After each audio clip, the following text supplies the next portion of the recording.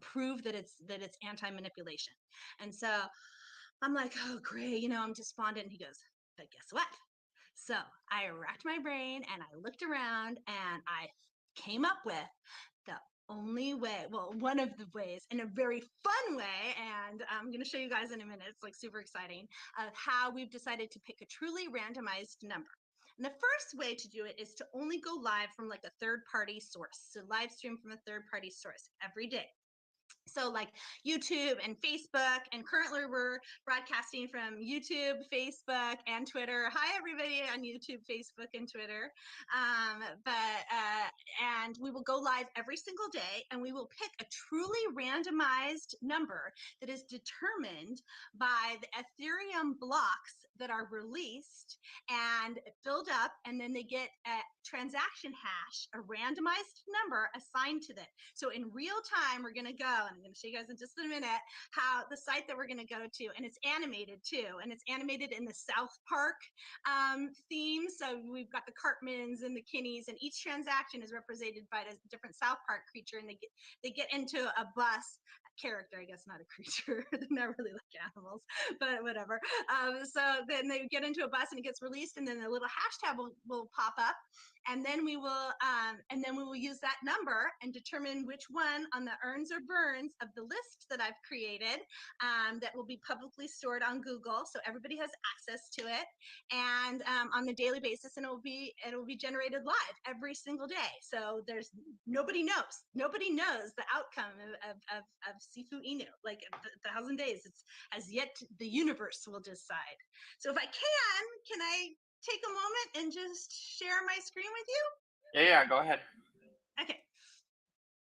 So let's see. I think I can start sharing that.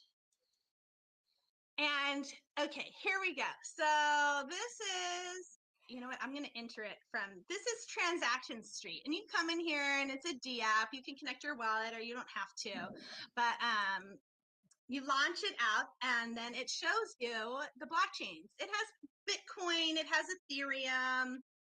AVAX isn't on there, but Bitcoin is very slow. Well, the reason why we chose Ethereum is because a block is released basically every 25 seconds. So I'm going to come in here, and if we look, we've got block number 280. Oh, and look, it just got assigned a hash. So it's going to be hash number 566. So 566 has just been randomly generated, and we're going to exclude any letters. And so then now we're going to come over to my Excel spreadsheet, and let's see, I'm getting better. There we go, at screen sharing after my 5th AMA. But now, oh my gosh, you guys got the luckiest. This is the fastest I've done it. So then we're going to come and we're going to find out whether it's an earn or a burn day. Can you guys see my spreadsheet? Yeah. Oops. Whoa. Yeah, I can see it. Huh. Yeah, we can see I it. don't know why my function isn't working. Oh, that's weird. I don't know. Okay, my control home isn't working. But here, let's do it this way. So we're going to come over here live every day, and we're going to do a control F. And what number did we come up with? 566, right? So we're going to go 566. And then we're going to find out if 566 is an earn or a burn. So 566 looks like it is a burn. Okay, so when a burn occurs, everybody's like, oh, a burn, like I'm not going to get airdropped any Sifu Inu. But burns are great too. I have an animator that made an animated version of the earns and burns, and he came back with a burn that had like a kind of like game show like tokenomics, I mean not tokenomics, but like game show like sigh in the background. And I go, you got to change that because burns are actually a really good thing. So even though it's a burn day, and I just put these $10 million amounts are just placeholders. The real amounts of the wallets are TBD, and they will be changing based on volume and market. but on a burn day, so what will happen is I will come in here, and whatever wallet is associated with number 566, that amount will be burnt, and most likely will. I can't say that it definitely will because that's against SEC rules, but it can and most likely will. Oh wait, you know what? I don't want to stop sharing yet. I almost stopped sharing. Hold on a second. I want to show you guys the strike through. It will increase price. Oh, so 566. Let's see. Let me do it again. Sorry, after 5 AMAs, you guys, thank you for being patient with me. I appreciate you already. You guys are a lot more appreciative than the last group. Just kidding. So I'm gonna come in here and well, then we haven't started yet. You'll see. Okay, so 566, we're gonna come through and we're gonna do a format cells, and we're gonna do what's called a strike through. So it's just a visual thing, and like I mentioned, I don't know if you guys heard this, but I'm gonna have all of these Google documents are going to be live and public, and so you can come in here and see how many earns have happened and how many burns have happened. And there's 600 earns, and there's 400 burns, because we thought it was a little bit more fun to get a burn. So at first I thought, oh, should I do a 50-50 earn and burn? And then actually Scott was like, hey, let's give him 60-40 just for fun. So I was like, okay. So, and then I randomized it in here so we don't know. At first I had it like, and this actually came from one of the community members, had a suggestion. They're like, why don't you make it like more randomized, the earns and burns in the list of 1,000, so we won't know whether it's an earn or burn, because at first I had the 600 just in a row, and I was like, you know what, that's a great idea. So we did that, and now we've got them. And I have them in my Super Bowl colors, in my team. LA Rams won the Super Bowl, so that's my team. So I gave them a little sort of nod here in my spreadsheet. This is how accountants have fun, you guys. You color up your spreadsheets in your team colors. Anyway, so we're going to do a strike through here every single day. And then let's say that 566 gets chosen again by the blockchain. So if it does, then we're going to come in here and we'll go, we're going to do like the Price is Right. It's can go up without going over. So if we get 566 again, we'll go to 565. If 565 is chosen, we'll go to 564, and so on and so forth until we go all the way down. And then if we get to 1 and it's been chosen, and we'll come back over, and that's how we're going to get to 1,000, and we'll scratch 1,000 off of our list. So that's what I wanted to show you with So it's that. kind of like bingo. Kind of like bingo. It's a lot like bingo. It is a lot like bingo. But it's going to be fun, and we're going to really get like the community going, because what other bingo is there? Whatever game shows are like live that is drawn every single day on your YouTube or Facebook channel, like there really just isn't any that has the built-in sort of rebasing but deflationary aspects. And I'm going to talk about the tokenomics next, if we have time. And to really like, what else is there like this? So to me, there's really nothing like this. I mean, maybe there is, and maybe there's some other projects that are like this, but personally, with the rewards and the way that the double airdrops are working, and the randomization with the high APYs, and then the burns on top of it to keep it hyper deflationary. I mean, I don't know if I've heard of anything else like it, but if it is, maybe it's true. But I tend to think that we are first to the gate, and so But of course, I'm biased because this is my project and I came up with it. So, but I think it's going to be really fun, and I think that once the word gets out. And I've been getting the question a lot today about educational videos, and I have some cartoonists, some whiteboard cartoonist video makers that I'm talking to about doing some whiteboard presentations. I'm sure you guys have all seen them on YouTube, where they write it explains everything with pictures. And I'm going to be talking to them about it to just sort of get the word out and to bring the community in, and get really people involved that may not be in the DeFi space yet, because everybody can buy Bitcoin these days. You can buy it on PayPal and Coinbase and, and Binance. It's just so easy to buy everywhere. You can just buy it, right? But not everybody can get into the DeFi space. It's a little bit more complicated. So, and that's one of the reasons why we chose Avalanche Network too, is because in America, it's really, really difficult to on-ramp fiat from into the Binance. We have to use VPNs. It's just not allowed in America. So, but AVAX is available on Coinbase, and we can just buy some AVAX and send it right over to your MetaMask, and then just buy Sifu Inu. It's like super easy. And so it's, that's one of the reasons why, for the ease of use. And then, I want to say real quick, if you wanted to on-ramp fiat with Binance, send me the fiat. I'll give you the Binance, because I have plenty of Binance to get rid of. I'll let you know. I did develop this project, so I obviously know how to get on on Binance. I can use a VPN and stuff like that, but I don't really have the desire to anymore. I'll tell you, I lost my phone and I had $50,000 on Binance, and I had, the only way I could tell them is by telling them that my phone was that was from America, because they made me send them my ID, and they're like, well, you're from America, and I'm like, well, you can't keep my money. But and they didn't, but I had to. I don't know if you've seen the movie Shawshank Redemption, but I had to literally Shawshank it out, like in little bits and pieces. These guys in jail that they take like little rocks out, every day at a time, and they would only let me take like a very little bit of out every single day. And it was kind of a really bad experience. And a lot of Americans, and VPNs aren't easy to use, and and you don't want to, a lot of people are scared, they don't want to lose their money. So anyway, so that's one of the reasons why we went to Avalanche. And another reason is a lot of the DAOs, the really, really large DAOs that I spoke of earlier, sort of the DeFi DAOs and the rebasing projects, which is probably a better name for them. They were all, a lot of them were on the Avalanche network as well. So our huge target audience and our market is on the Avalanche network.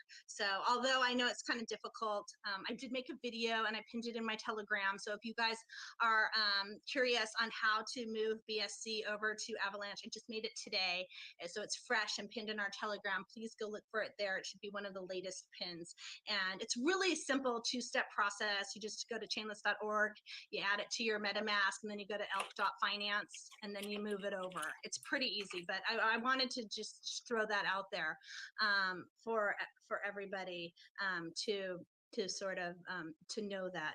But I digress.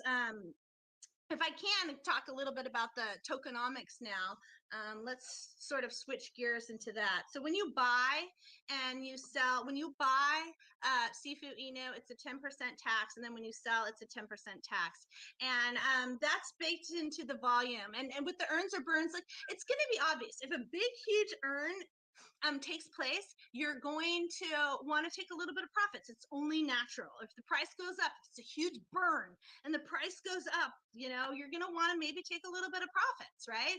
And that's normal. And you should. I mean, if you're in this crypto, if you're into crypto and you're into DeFi, you're taking profits or you're losing money, right? That's just a normal thing. So, but with the earns and burns happening every single day, that means that the volume's happening every single day. And if the volume's happening every single day, then the taxes are being earned.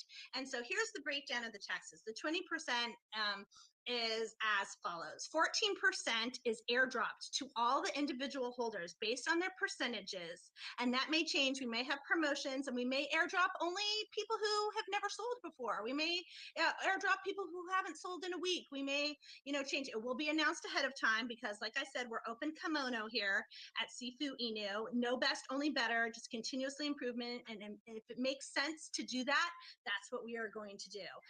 And so 70% of the taxes collected will be airdropped in AVAX based on the percentage of the holdings in your wallet on a weekly basis. And it's a randomized weekly basis. Because what was happening with the rebase projects is people were buying in, like these millionaires were buying in right before the rebases, because they were at a scheduled time. They were at 2 o'clock, right? So everyone knew, at 2 p.m., you got to buy in. So people with their $1 million were buying in right before the rebase. rebase, and then the rebase would happen, and they'd literally make $16,000 off $1 million. And so they were doing that 3 times a day, and they're making 25 grand a day just by buying and selling, buying and selling. And they never had to deal with any of that price pressure, and they were getting rewarded for it. So it's no wonder that these projects just inflated their way into nothingness.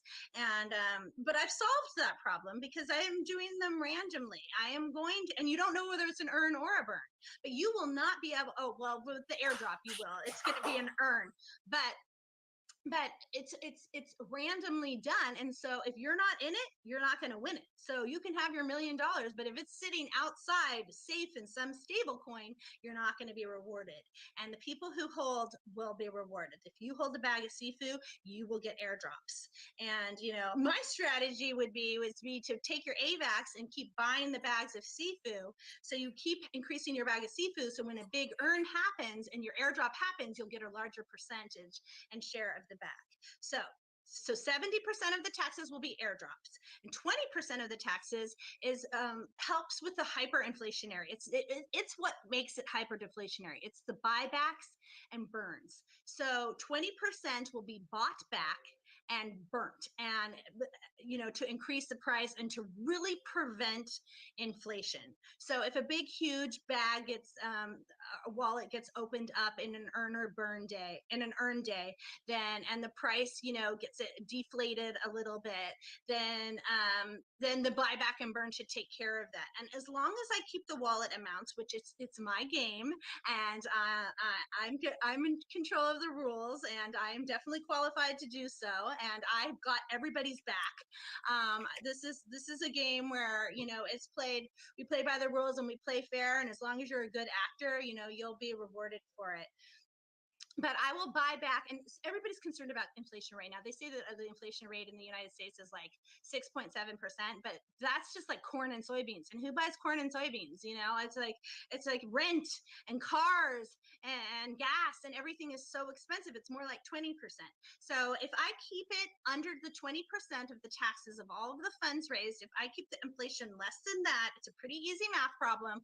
As long as I keep it less, then we will be trending towards zero, and Sifu Inu will be a scarce project, and therefore the price will continue to increase over time. So that's the 20% inflation buybacks, and then the 20% is for marketing, and marketing is so huge. I mean, you just look around, and I'm lucky to have that in my wheelhouse because of working for Toyota. I actually worked for Toyota Motor Sales, so I worked in you know, the selling department, the marketing department. And at the time when I worked for Toyota Motor Sales, they were the 5th biggest company in the entire world. Every time you turned around, you'd see a Toyota logo on a cup or at a sporting event or on your car, you know, and it just was everywhere. And the Japanese culture is really cool culture, where they believe that it's better to make the person a whole person, and you'll be a better worker. That's the philosophy. And I actually absolutely subscribe to that philosophy, that if the person is better as a whole, they'll be a better worker, they'll be a better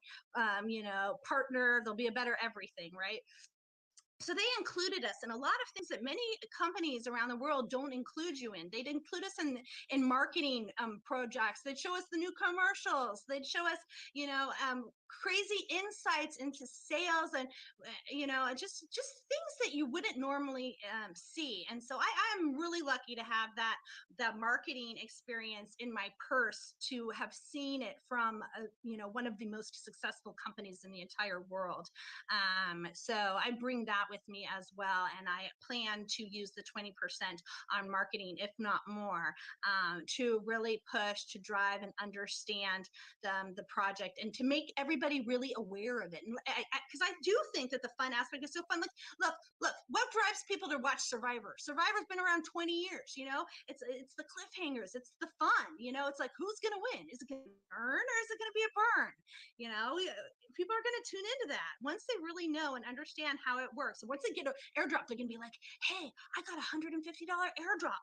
Dude, I have like, I started with $20 and I got $150 airdrop from Sifu Inu, you know, like who would have thought, right? Kind of thing. And once that word gets out, and those kind of events start happening, it's going to really, increase the community, and it's just going to sort of snowball in a very good way from there. So that's the marketing. And then the final 2% is for the team. We've worked really hard, and we're going to be a totally open kimono for that. 20% is going to go to us because of all of our hard work. And frankly, I feel that we deserve it. And everybody who works hard on a project deserves to be rewarded for it as well. Like I said, we're going to be open kimono, and you guys can see it all, and we're not going to hide anything about it. And it's built right in there, and that's where it is. So yeah, that's the tokenomics. I almost think that that's almost everything that I wanted to share with you guys today. If you guys want to ask me anything, you can. I have 600 questions and 400 comments, gosh. and I'm gonna use the blockchain hashtag to see which question is gonna be asked first. I need you as my last AMA. You are hilarious. Oh. Actually, I was gonna say, if this project fails, I'm offering you the opportunity to be our PR spokesperson for our project. Oh my so, gosh! Just in case, I like your energy. So. Oh, thank you so much. Yeah, I've been getting really positive feedback about that. I will tell you guys, it's kind of funny story. I was a cheerleader in high school, and there was 8 of us, and we had to get voted in and that kind of thing. And it was pretty cool. I used to be able to do backflips and all that kind of stuff. But they'd put me in front of because I was the most enthusiastic, in front of the parents, because the kids would all cheer for the team no matter what. It's their high school, they're teenagers, they're gonna, go woo woo no matter what, right? But the parents would kind of sit there like this, kind of thing, and they'd be like, Laura, you go over in front of the parents and get them, cheering or whatever. And before you know it, like I'd be over there just like 30 seconds, the parents would be like whooping it up with me, like, let's go team, kind of thing. And yeah, I don't know, it's just my personality. I've always been like this. I'm always like really talkative, very energetic, very passionate about things, especially if I believe in them. If I believe in something, and I know like it's trustworthy. I know it's trustworthy and it's integrity because I know the level of integrity that I have and that I possess, and there's no other factors in it. There's nobody else. It's me, So I feel like I can just share it and share my passion that way with everybody. So, but thank you. I appreciate it. I always have a backup job, so that's good to know. All right. So my actual first question is this a rebase? Because I know you talked about rebase. I thought it wasn't, but I think some people think it is. So I just want to clarify that. It's not okay. So what's a rebase? First of all, let's define a rebase. A rebase is a reward for staking, right? So essentially, the rebases I've seen, and that's not what a rebase was. A rebase, from my understanding of it, is basically they divide the tokens. So, for example, you go from like 100 million tokens, and then to like 10 million tokens. So the price of the token goes up, but in reality, everyone gets only 10% of the token. It's the same thing as a reverse stock split. Basically, that's what a normal rebase in crypto is. It's like basically you divide the supply, and the liquidity has like half the tokens, or 10% of tokens, and then the shareholders get 10% of tokens. So in a way, it looks good on a chart. So like you see like a 10x, but then it doesn't mean it's 10x. People could still be at a loss. So that's kind of what, when we hear rebase, that's what we assume. So do you have a different definition for that? So because, and you left out one factor, but yes. Okay, so technically it is not that. No, it is not that. It is exactly how I explained it. But you have to factor in the fact that rebasing projects also have minting. And so when you were minted, you were given a discount for purchasing for minting, and when you did that, it printed more tokens, which put it into the system, which made it hyperinflationary, which screwed it all up. So when you look at the whole ecosystem, it is very similar, and my project is very similar, because you have to factor in that minting aspect of it as well, and that's what brings in sort of the inflationary, the earns. So the earns are like minting, and the burns are like, and then the rebases is just a periodic over time, but it's a rewards token. So technically, it's not a rebase. So it's not going to make the chart, as you're saying, like look like a 10x or anything like that. But that only lasts so long until a bunch of people mint. I minted every day in these DAO projects. 3 times a day I was up there pressing my button to mint and to rebase and invest back in, and it just didn't work. You can't work with that hyperinflation. So technically, to answer the question, no, it is not a rebasing project. It's very, very, very similar, but and it has the baked in factor. If you want to call it rebasing because it's manual, it will be very similar to one, but it is not. And we are going to, adjust the APY based on the market conditions, based on volume, based on what we're allowed to do, because we want people in. We want to offer the high APYs as long as it's sustainable and as long as it does not overinflate and wreck our project. We're going to put them out there and reward you guys as much as possible, and that's the plan. So, and when you say great APY, question. okay, when you say APY, you mean like when you have the burn day, Yes. or the other one? Yes. The earn So date, correct. earn day, basically the tokens, people are holding tokens, so they're gonna get the airdrop based from the earn, right? So Correct. my question is, you're gonna have 1,000 days total, and every day is gonna be a burn earn day, right? So you have Correct. 600 of those will be the earn days, Yes. And and 600 and 400 burns. and all 100%, like on a earn day, all 100% of the tokens will be airdropped, or is it gonna go like certain percentages gonna go to like certain wallets, or is it gonna go straight to holders? Great question. So there's a couple factors that are going to be considered into it, depending on the amount of the wallet, because they will be variable that is opened. If we open up a huge wallet, it may be airdropped over a certain amount of days. So it may take like 3 days to get it. Like if we open like a billion token wallet or something like that, and we only have 1,000 holders or something like that, at this point, we are going to make sure that it doesn't destroy the project by just like giving everybody a quadrillion APY reward that would ruin our project.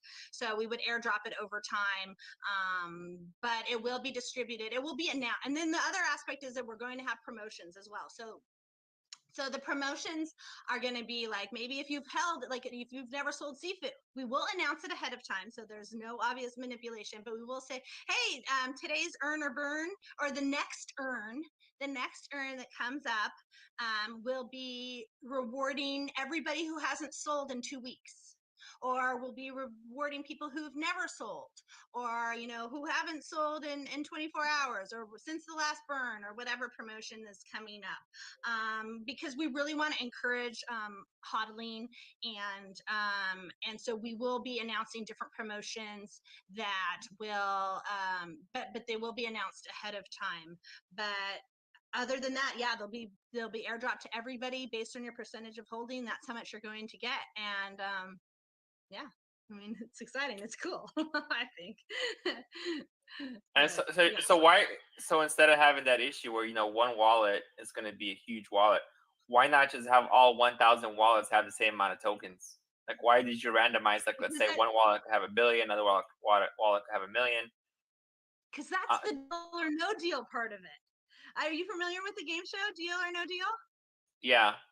Yeah, so that's what I wanted to do. I wanted to have fun. I wanted to make a game out of it. I made a game out of it. I made it fun, because then that's going to be the volume driver. So, right? So, okay, so think about it. Like if a huge wallet, if a zero happens or whatever, it's probably not going to do much. The prices are probably going to stay the same. But if a huge wallet gets unleashed and gets burned out of supply, it's going to like totally shoot volume up. And if it totally shoots volume up, what's that going to do? It's going to increase the AVAX weekly airdrops. It's going to increase the price probably, and like so many things are going to happen. And so then that's going to produce trading, and that's going to bring in, more awareness and more community awareness and more users. Like it's really boring. To be honest with you, if they were all the same amounts, it'd be super boring. It's like a rebase is 80,000 boot badoop, until we But you get already to know, right? You already know which wallets are no, assigned as a no, burn. no, no. No, I just put the 10 million in there as a placeholder. No, they have not been determined.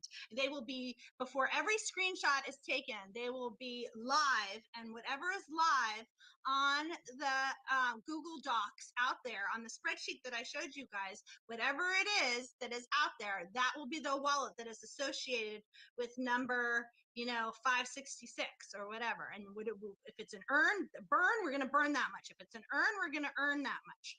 And that is what creates the fun aspect of it. That's going to be like, the earn or burn. It's that's the fun part. That's what it'd be boring. Yeah, so on the spreadsheet, it seems to me like all the wallets have the burn or the earn assigned to them already, right?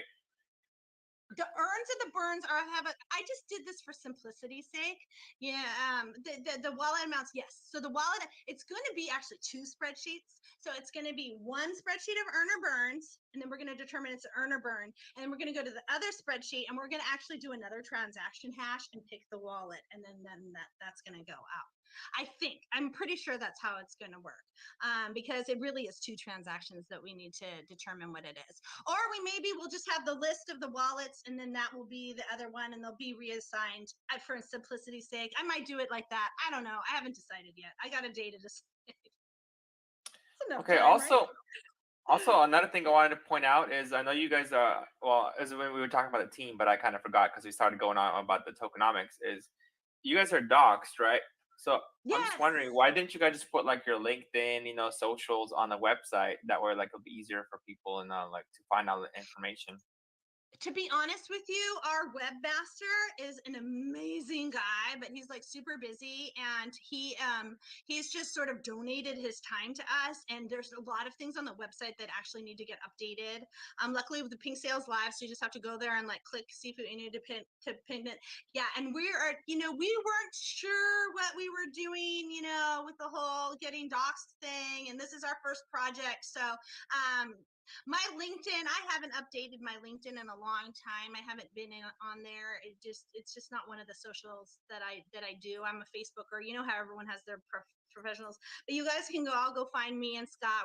We have both on the LinkedIn's, and it's just one of the things that we haven't gotten around to, but it's not like we're like not. Can you post that in chat? Can I post my LinkedIn? Yeah. I'll have to get back to it. I'm not. Oh yeah, you can do it later. Yeah, that's fine. You can do it later. Like I told you, I don't even have the app on my phone. I just don't. Because I was trying to find you and your history with Toyota. Yeah. Right now, I have myself as a professional poker player. I left Toyota in 2013, and I've been independently, financially lucky enough to be able to sort of not work. So, yeah. Okay, I play poker. I've been playing poker, so I'm a game person for a long time. Yeah. All right. So my next question is, based on the pink sale, all the locked tokens, it all makes sense why you have 95% locked, because those are going to be all the burn days and earn days. So one thing that I have a couple questions concerning this. So one thing that you mentioned is when there's a burn day, it's going to create volume, and I'm just thinking to myself, how will that create volume? Because normally when you burn tokens like in a wallet, right, it's not going to go to circulation. You just send it directly to the burn address. So how would that actually create volume on the trading on the chart by burning tokens? Well, and that's debatable. And I sort of struggled in my head of how to present that. It might not, it might not. But if you burn a lot out of supply, I mean, it could increase the price. If I have it, all those tokens are not going to be locked, because they're locked now. But I have to decide. I might do a huge burn and just get rid of. I want to go to 10 cents. That's like my goal. And so I might just burn off a whole bunch of them and get rid of them and have the rest in circulating supply. So then if I do a burn, then it will most likely increase price, but it might not. And how it sits right now, you're right. I've already struggled with this in my brain. I'm like, how am I going to fix that? But so it might not. Yeah, it might not. If it's a maximum supply and not in circulating supply, you're right. It probably would not increase the price. But if it is in circulating supply, you're darn tootin' it will. Just kidding. All right. So it makes sense. Sense. That's what I mean. Like if it's not in circulating, like if you're not like buying them, if you're not buying them out and then burning them, then it should not really affect the price at all. And Correct. my next, But I do have the buyback, and that's another reason. It's God, you're smart. That's another reason why I threw in the 20% buybacks and burns. So every single, like so often I've got that 20% like buyback to totally like buyback and burn right there. So I've got that sort of ace in my back pocket as well to help us always okay, trend towards and the about the taxes, I know you were talking about like 10% of the tax or 20%. So the taxes are 12%, right? 12% buy, 12% sell.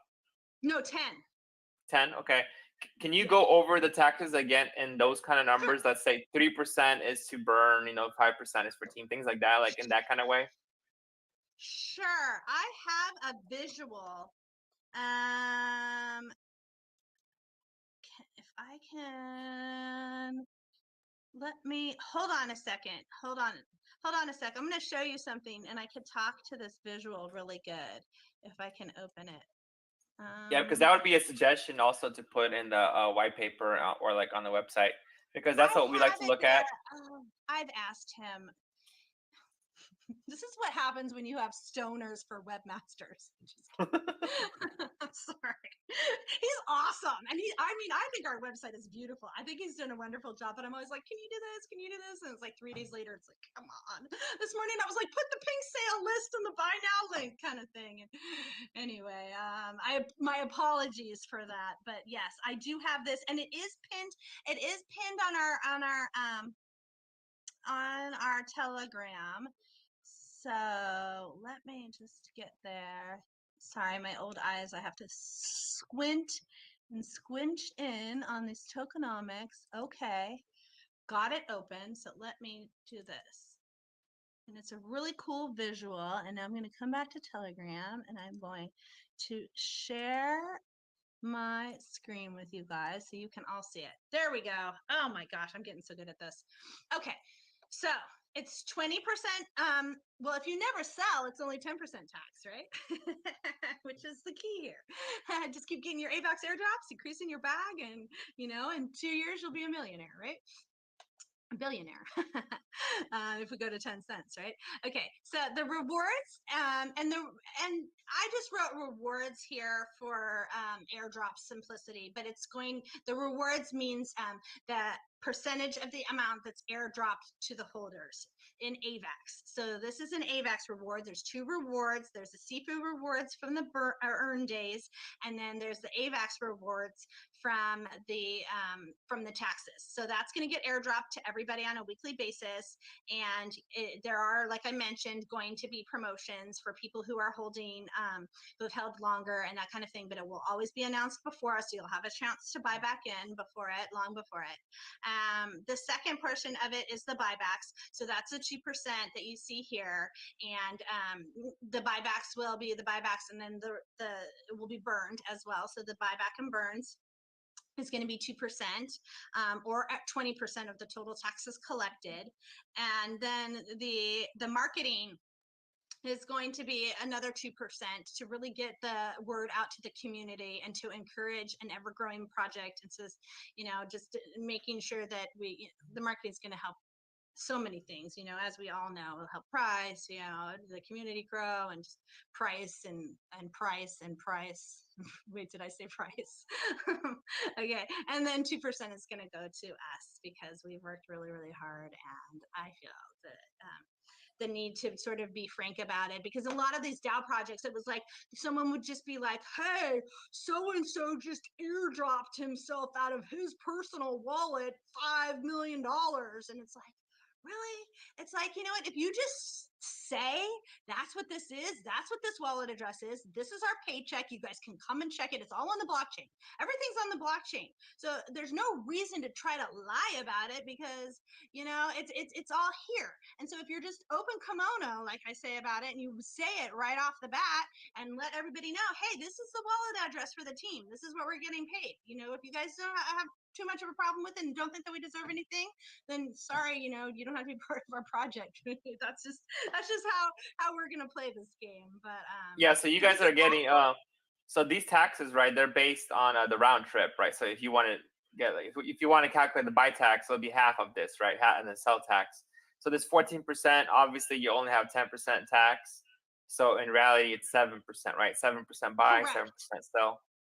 Okay. Correct. Yes. Yes. And this was, I thought about, should I do two different ones? Should I do one that just is 7%? And maybe I'll do a 7% and a 1% and a 1% and a 1% because we don't really want to encourage anybody to sell. Nobody should ever Yeah, that sell. probably makes more sense actually. Like just to Okay. have the tax as one, and then you could say buy and sell tax is the same, basically. Yes, yes. And you know what? And to just to talk to a little bit more about the talking point for the team, this is not just the team. We're not going to all get this. This is also regular cost of doing business. I have so many fees and so many things of doing. So I should actually rename this as well. And thanks for pointing this out to me. I really appreciate the opportunity to recognize this opportunity for improvement here because this is going to be business. So the net of whatever is expenses that come out of here because 2% is absolutely going to be spent on marketing and everything else is going to kind of sort of come out of this 2%. So we're not going to get all of this 2%. So anyway, yeah. So you know what? It's just a quick little diagram. I had somebody, that with a language barrier help me try to figure out, and it was a little bit complicated, and that's what we came up with. But you kind of get the gist of it, right? You kind of Yeah. Makes sense. So you yeah. guys are Okay. not starting with any tokens, right? From all the locked tokens, those are all going to the burn and earn days. And so I also see there's a unlocked percentage. What is that one for? The 3% that's unlocked? The 3% that it's unlocked, really great question. The 3% is unlocked is I am going to decide exactly what is going to happen with that token. The team is going to have some tokens, and they are not going to get them all because they're not going to have the opportunity to dump because that's just not what's going to happen. But they are going to be put into options, and this is what's done with a lot of other coins. And I have a really good friend of mine whose son created. You may have heard of it. It's available on Coinbase, TrueFi, and he came out of MIT, very brilliant kid of 26, and has created this most wonderful coin token, I should say. And he and what they did with him, and we're going to sort of model after that, is to create options for the team. After all of their hard work, and over time, a little bit will be released to sort of purchase at a price. So they will be locked and unavailable to the team, but will be released over time. And I haven't decided how long it's going to be, but it'll probably be over several years, probably like 3 or 4 years. And a little bit will be released slowly as to not dump the market. Yeah, because I feel that that's a big issue, like risk Okay. wise, right? For the unlocked. So if you're not gonna use them, I would lock them anyways because Okay. as from an Yeah, I'll investor lock them. It standpoint, doesn't because matter. this AMA is Yeah. different than every other AMA because we don't ask the same 5 questions and just like, oh my gosh, this project's so good. Oh my gosh, Yeah. everyone buy. We actually Yeah. a I'm real really AMA. We have noticing that. yeah, we It's have real really investors, and we want yes. and we I'm we impressed. help projects out, right? We like to help out. We like to give advice, especially if you like the project or an AMA. Yes. So I'm looking Yes. out as like an investability point of view, right? Like how safe it is. What's the basically what's the risk? What's the reward ratio look like? Because I am a day trader too. So Ah. the Oh, only thing, nice. the main issue I see right now is that the unlocked token percent is three times higher than the pre-sale amount. So a lot of people, especially whales, I would would think twice about investing, right? Because they see there's this huge amount of tokens that are Yep. Yep. Yep. unlocked, and if they don't know where it's going, or even if they do, like they have to trust you first of all that you're not gonna that the team is not just gonna dump them or do whatever. Right. Right. So Yep. if you're not gonna use them, or I would just lock Okay. them, do I will investing. tell you what happened with that, and it was sort of I guess an over sort of enthusiastic an interest level for. So we did have a friends and family private pre-sale that happened beforehand, and I wasn't sure how many tokens were going to be sold, and so that just actually ended yesterday, and so I had to schedule the fair launch beforehand, and I thought the interest was I thought we were gonna sell more. So I put quite a large amount of tokens into the pre-sale that I'm going to capture back. And I know that. I absolutely am going to address that. It's just that I couldn't lock them up because they were currently already sitting in another project. So they weren't available to sort of to lock up in the pink sale. But yes, absolutely. And they will be locked. And they have to be, because if they're not locked up or burnt, then there's going to be a problem. And I realize that. So thank you for bringing it to my attention. And you know what? I absolutely understand exactly what you're saying, because this is totally different from any other AMA. And it's actually refreshing, because you know everything. It's like, it's like you just sort of opened my kimono and sort of seen it all. Can And can it's I true. actually get you to do a cameo for me and be like, Boria Kuz knows everything, and that way I'll use that for my next. Yes, I totally will. Bye, Sifu Inu. And by the way, Yeah, see, bonus. we can use you for marketing. That's for sure. We need to market our Anti Ruggers a little bit more. Yeah, no way. No But problem. yeah, If so you guys want to do like a combined thing, I am totally open to it. I'm serious. I'm open to anything. And like I said, this is no best, only better, truly open kimono. I have the most integrity. I just want my project to succeed.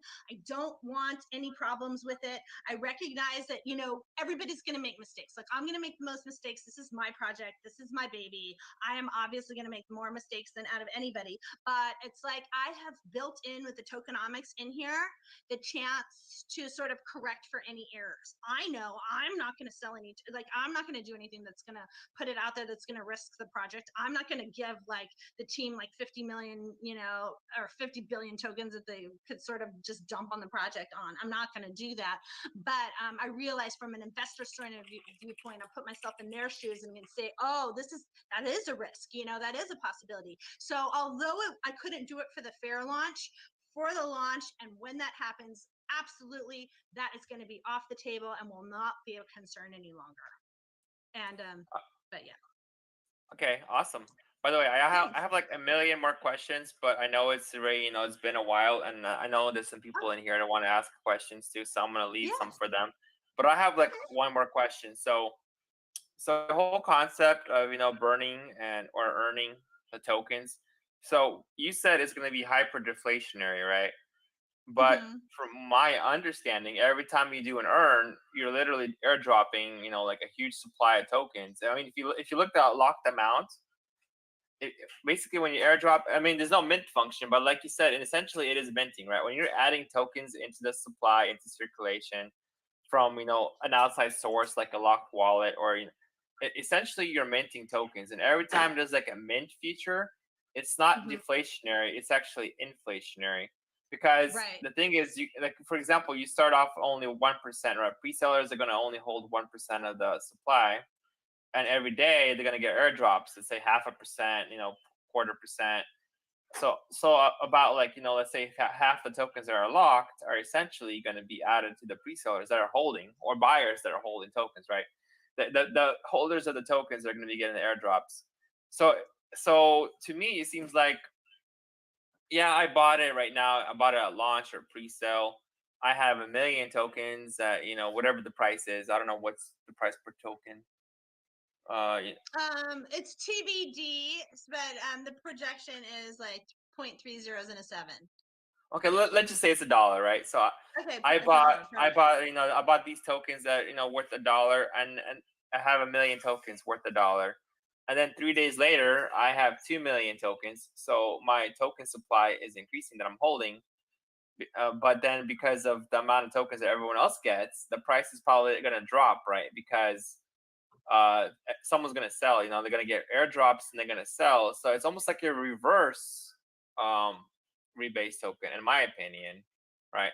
Like, because the supply is getting increased for the holders, so basically the buy pressure has to offset the amount of tokens that everyone's getting and selling for the price to be stable. So that's my question: is how is it like a deflationary token? Because in my opinion, it's actually an inflationary token, because you do have the burn mechanisms, right? but you also have all these tokens that everyone's going to be getting for free, basically for holding. So, and I think it's actually going to lower the price because, for example, you start off with 1 million tokens, like I said.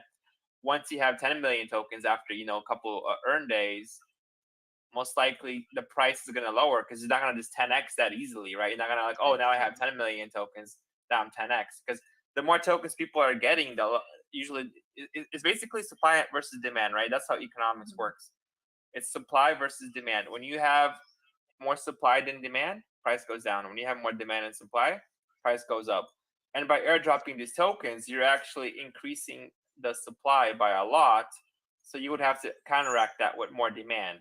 And so my question is, how would that happen for it to actually be, like a deflationary token? Because like I said, it looks like it's more like an inflationary token to me. Yes, and this you're so smart. I freaking love you. You are so awesome. But I have an answer for your question.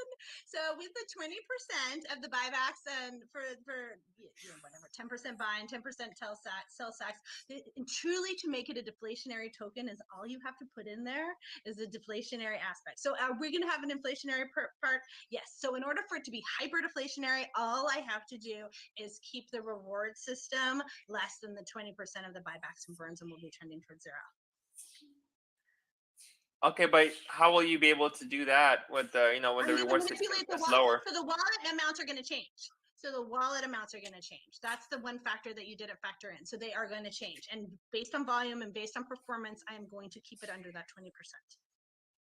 What do you mean? What do you mean by wallet amounts can change? Because, for example, let's say it's a burn day or an earn day. The daily earns and burns are going to change. Okay, so how will that work? I'm trying to like picture how will that work. For example, you have an earn day, right? You have an earn day. It's a complex math problem, but it actually came to me the other night, and I'm like, as long as I keep it under 20%, I can like prevent inflation and keep it deflationary.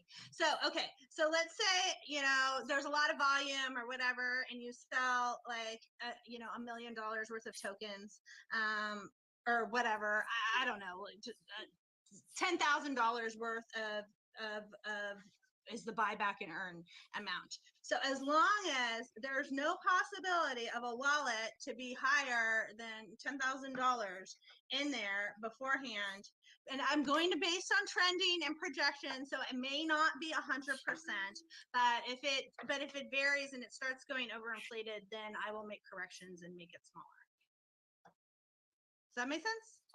Yeah. I'm still kind of trying to picture it, right? Because the buybacks, first of all, right?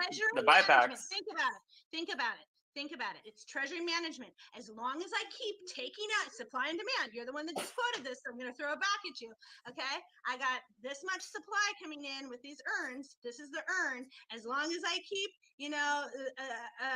the supply taken out. As long as it's taken out. As long as the here's the best way to say it. As long as the earn supply is less than or as long as the burn amount is less than the earn amount, then it will be hyperdeflationary. I mean, only in name though, right? But not actually on the price. No. Because the burn amount is not going to do anything for the price, like we discussed earlier. They'll just get burned, and that's it. Right. But the buyback and burns, that's what I'm talking about. But the buyback is going to be based on from the taxes, right? Like the taxes for volume, right? So as long as if they're 20, let's just say they're $10,000. As long as there's not a $10,000 or more wallet that can possibly be opened, then it will stay deflationary. Yeah. But first of all, the buybacks are happening with tokens. So the way taxes work is you literally have to sell tokens, and then you get your BNB, and then you buy back. Exactly. So then the buyback, right? But the thing is, the buyback is not going to counteract the price, because the BNB you're using to buy back the tokens is literally the same BNB that you got because the contract sold those tokens to earn the taxes to send them to your wallet. Because the way contracts work in general, the tax contract is to get the BNB or AVAX or whatever you're using to buy back an AVAX in this case, right? Whatever the dev wallet is using to buy back the tokens, that the AVAX has to be generated by the contract actually selling the tokens that are taxed. Right. So it's not really adding any extra buy pressure from that, because it's basically you have to sell the tokens and then you buy them back. It's like they cancel each other out. So but you don't but I mean, from how I understand it, like if they're if they're really taken out of supply and they're burnt, then it will create a price, a scarcity. well, Well, you anyway, would have to buy it back and then you would have to burn it, right? But like if yeah, they're just locked in that's a what I'm wallet, doing. then they're not really. But that's what I'm doing. I'm buying back and burning them. Yeah, I'm yeah, yeah, yeah, buying yeah, yeah, back yeah. and burning them and taking them out of circulating supply. So therefore, that will increase the price. I'm not sure I'm understanding you.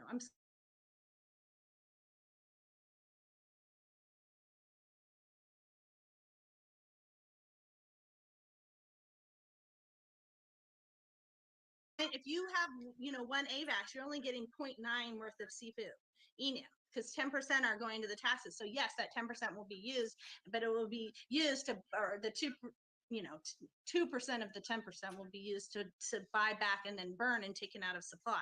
So therefore, it does make it deflationary. Yeah, Right? yeah. I mean, I understand, but it's only like 2%, right? 2%. That's actually a fairly small amount, because 2% of all volume, like you said, taxes is going to be used for buyback. Like So I said, there's no best, only better, and I can change that. I might change the airdrop to 14% from 14%. If I need to do buybacks, hey, I might do a 16% buyback. I might do whatever it is. Like I said, it's my game, it's my ball. If I need to change it because things are getting hyper deflated, we open a huge wallet, I'm going to do that. I'm going to do whatever it takes to make this project sustainable long term. And I have that in my wheelhouse. I have that ability. That's why I managed a $12 billion treasury. So I can do that. I can go in every day and I can say, hey, look, this is what's going on and this is what we need to do to correct it in order to increase price. My goal is to every day come in there, create volume, and increase the price for all of the seafood community. That is okay, the goal. okay, I see. So what you said earlier is, from what I'm trying to understand, that 2% is going to be buying back the tokens, the 2% of the taxes they'll buy. So Yeah. that part of it, it should offset Burning. the earn Buy days. back and burn. I guess I need to change that. Yeah. Because you also have the burn day, which is different than the buyback and burn It's from the different. It's taxes. very different, and that's why I added that in there. Yes, absolutely. You're absolutely. What it is an equation for maximum supply versus circulating supply, and they're very different animals. And and the burns might not do anything. They might. So But, what happens if let's say like there oh, isn't that much there isn't that much volume, right? So your taxes for the buyback and burn are not that high, and then you open up mm-hmm. a earn day where there's like a big wallet that like definitely. Like I said, it will be determined if it is a big, huge airdrop day. Then what I'm going to do is I will spread it out over time, just like um, the the options that I have that I'm going to make available for the team. It will be trickled out or Shawshanked out to people over time, so the price just won't go to zero. Yeah, absolutely. Okay, And I that's going see. to be a known thing right off the bat. Everybody open kimono, like they're just going to know, they're going to know right off the bat that this is a possibility. If we open a big, huge suitcase today that happens to be an urn, because there's more likelihood that it'll be an urn than a burn, right? With 60-40 split, then there is a possibility that you may get paid your 1 million tokens over 30 days or 60 days or whatever makes the most sense to the project. But you'll still be getting them, but you'll be But getting wouldn't them. that be a backlog then? If let's say like you have a earn day, right, and that one's going to be spread over 30 days, and the next day is going to be an earn day, to the point where like you have so many backlog that you won't be able to catch up with the buyback and burn, from taxes. Yeah. So, that's a really good question, but it's just a pretty simple math problem. And I feel that I might make an adjustment if that does happen, where instead of, if we get a backlog like that, then what I'll do is, like I said, I'll just up the AVAX airdrop, and I'll downsize the airdrop and do a buyback and burn and get rid of a bunch of it and airdrop everybody all at once. Yeah. That's I just wanted you to suggest to go look over the math, No, because that was really to smart. me, I hadn't thought of that one. I'm like, I thought of everything. I've got it. I've got an answer for every. You guys can ask me anything because I've got it. yeah, because I was convinced I had it all figured out, but the backlog does make sense. I did think of. I hadn't really thought about that enough. So thank you for that. That's awesome. because Yeah, I know for a fact, that's a I know simple for a fix. fact, Like I right? said, Yeah. As yeah, I long as have you to have do it. volume, right, it should be okay. But I know for a Right. fact, every project, the volume dies down, and I know for a fact just by looking at the huge amount of tokens that you will be airdropping. Let's say that 95% is locked, so half of them, let's say, will be airdropped, and the other half will be burned. That's a huge amount of tokens No. that the buyback and burn is going to have to offset. Yeah, no, you're totally right. But I have already decided that, and my friend who's a day trader like you, my dear friend whose son is actually the day trader that I talked about volume earlier. It's his son who created TrueFi, and I hope I'm allowed to say all that.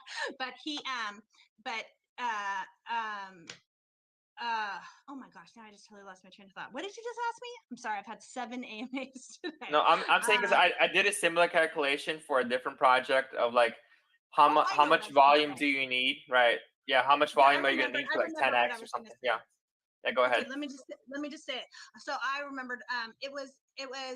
He said to me, he goes, TrueFi only has 1 billion tokens. What are you doing 25 billion for? That's too much. I'm getting rid of half those tokens. And at this time, I had already written the contract.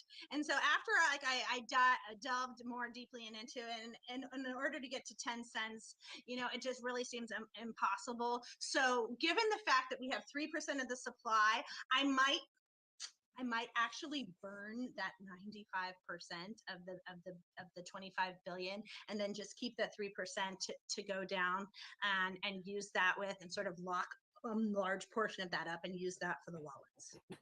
Does that make sense? I think that makes a lot more sense. Yeah. I'm gonna do that. I didn't explain it well. It's very hard to get this. Like, I'm so glad that you've asked me all these questions, because I really wanted to explain this. And for the people that really want to dive deeper into the project, it's so awesome that you're recording this. It's so awesome because I really want everybody to hear, sort of the deep dive, because this is seriously a deep dive into the project, and it's great.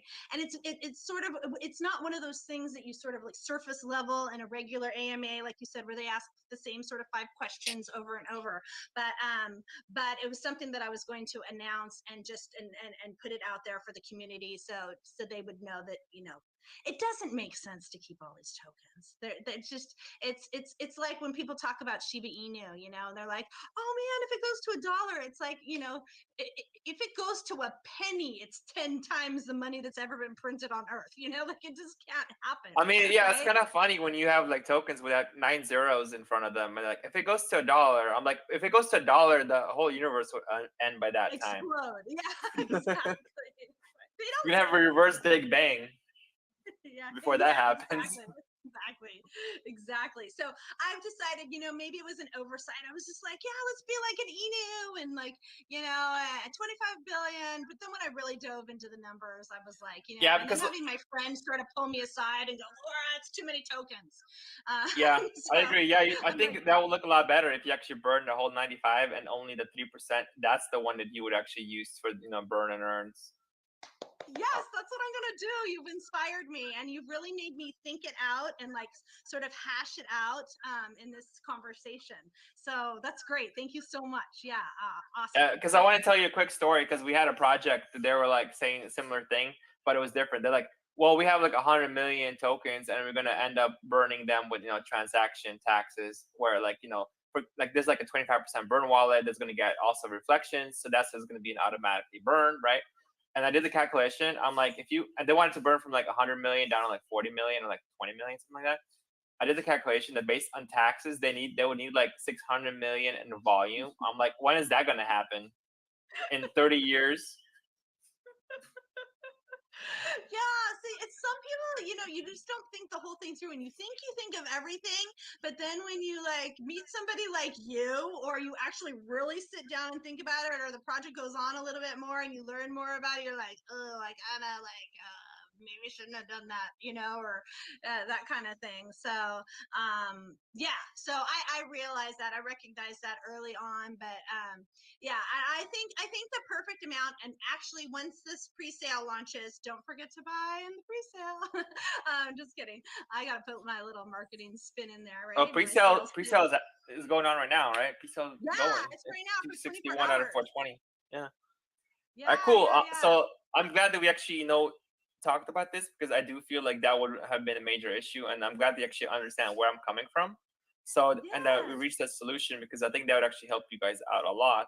So now I think we can finally open it up to the community. Oh, awesome. Perfect. Wonderful. Yes. Okay.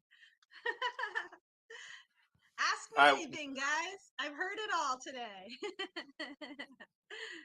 Yeah, I believe someone had questions. Let's see if I can find anything. By the way, guys, please ask the questions again, because I don't know if I'll find your questions if you had any, or just ask in a voice chat or in text. It doesn't matter.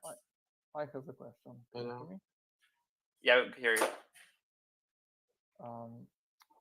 What would happen if you would, instead of just burning these tokens, you would sell them, but made at the same time high tax for selling, and those taxed tokens would be burned, and the rest for the rest would be buyback. But that would be the same thing as an earn at that point, because then it's going to go to the reflections. It's going to recycle the tokens. Okay. Yeah, we have to get them out of supply. It's really the only solution. There's too many, and it was just easy to put a couple more zeros in when I literally created the token like on my second day of thinking about this, and before I really delved too far into the numbers, and after really seeing them and visiting them all, it just makes more sense just to get rid of it. And it's still going to be fine. It's going to be so much better when we drop a zero and hit a penny, when we drop another zero and hit 10 cents, as opposed to never being able to get there. You can't be on a big exchange with a bunch of zeros. It just doesn't happen. I mean, I guess Shib got in there, but I mean, one token out of 20 million, it's just the chances are slight. Well, yeah, honestly, I don't think that supply matters too much, because at the end of the day, bigger supply is more zeros in front of the price. But I don't like large supply tokens, because I don't want to waste 1 minute counting how many zeros are in front of it to figure out what the price is. That's the best answer I've ever heard. I love it. It's true though. I'm like, oh man, it seems like I think I put $10 in that. Like, yeah, that's what I did with Floki. It was like, we're like, yeah, but yes, absolutely. That's what. Yeah. Especially there's no commas, right? There's no commas on Pucoin, and I'm like, is this did it ever lose a zero? Like, what is it doing? It's really annoying. Like, I don't want it. Honestly, if I see projects that have like quadrillion supply or even more, with like 20 zeros, I'm automatically not gonna buy it, because I'm like, these guys are retards. These devs are retards. I don't care what else that thing. I ain't buying that shit. God, it's so true. It's so true. Yes, I'm with you. I don't buy them either. I just don't. I'm like, yeah, I don't want to count zeros. I don't have time for that. People don't have time. We're so busy watching Netflix. Jeez. Yeah, they think, honestly, I think they do the zeros because they think like, oh, if we add more zeros, then $1 is gonna make you buy 1 million tokens, and then people gonna think, oh, if this is gonna turn into Bitcoin, that means my $1 buy could be worth billions of dollars. I'm like, yeah, you know what? If you want to think that, you can. That's never gonna happen. So keep on dreaming.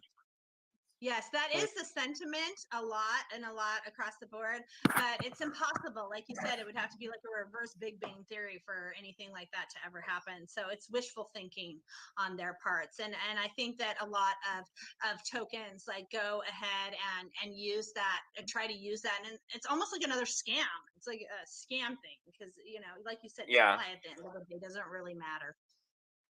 Yep, I agree. And honestly, I'm surprised no one else said anything about this. Some Crypto Pickles that AMH had and the previous one, they never actually brought this up about the whole idea with the, how many tokens are going to be airdropped with the burn days and all that. And no one asked this question. I don't know. I feel like that's something very important to your whole concept. I know. They skated around it a little bit, so we got close to it, but we didn't do as deep of a dive as you did. You are hands down the best, the winner. Sorry, everybody else. I have to give the gold star here to. Can you actually make a post about that on your channel? Yes, That'd be of course awesome. I will. Amazing. Yeah. I love it. I will. And like I said, like if you want to do something, like, if you want to have me come on as a special guest or something, if I just get to do like a 5-second shout out about, an update of Sifu Inu, like in a week or something like that, and you want me to come on and do anything else, I'm totally open to it. So I love Awesome. I this love stuff. it. I love it. I've had so much fun today. Like today has been like the most fun I've had since I was like a kid at Christmas time. Like I love coming here and talking about it. And I love it's like you think about it, it makes your brain work. Like I've needed this, I'm starting to get a little bit older now. I got to keep my brain active, making it work. You're making me think. I like it. Okay, awesome. I don't know if anyone has any questions. I think we had a guy in here, Caesar. I think yeah, there you go. Go ahead, Caesar. Thank you very much. Oh, can you remember me? If I am so. Hi, Caesar. Yes, how are you? I'm fine, thank you. Thanks for joining us again over here. Thank you very much. Well, my question has been touched by Boy a little bit, but I just want to have a clear clarification about what I'm about to ask. So, regarding on your websites, um, I do love to know if like it will be a platform whereby you can offer an ability to watch live streams, see input interviews, stuff like that, like an entertaining website. If you get what I mean. Yeah, so I think if I understand your question correctly, are you going to be able to see the live streams directly from the website?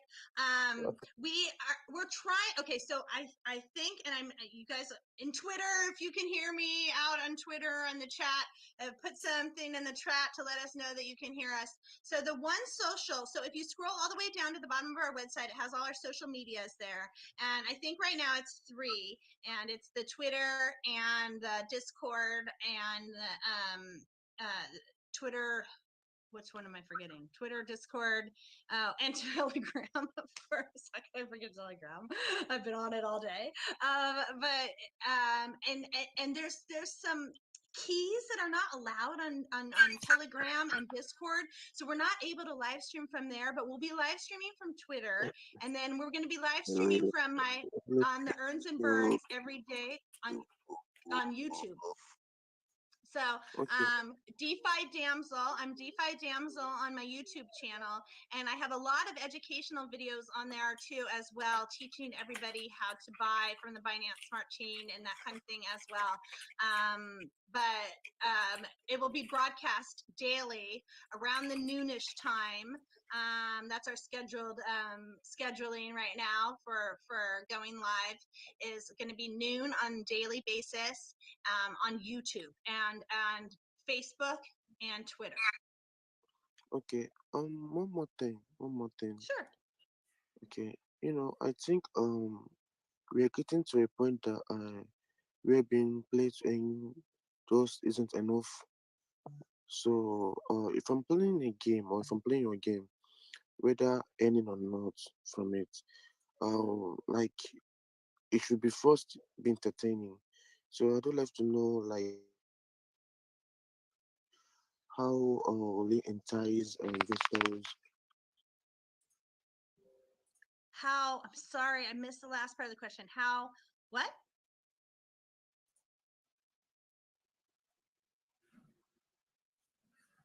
Caesar, are you there? Oh, Can you hear me? I couldn't hear you for a second there. You dropped out and broke up right at the end. I heard how you, Okay, hold on, then it broke up. hold on, let me repeat myself. I said that well, now as it stands now, I think we are getting to a point where play to earn isn't just enough for investors. So like if I'm playing a game or if I'm playing your game, whether if I'm earning from it or not, like it should be first. I should find it first entertaining, if you get what I mean. So Mm. I don't know. I don't know. I want to know how entertaining is your gaming projects. Like, how can entertain the investors, like, to keep, Okay. as in to keep them up Keep the and playing the game. audience. Yeah, Yeah, exactly. yeah, that's a good question.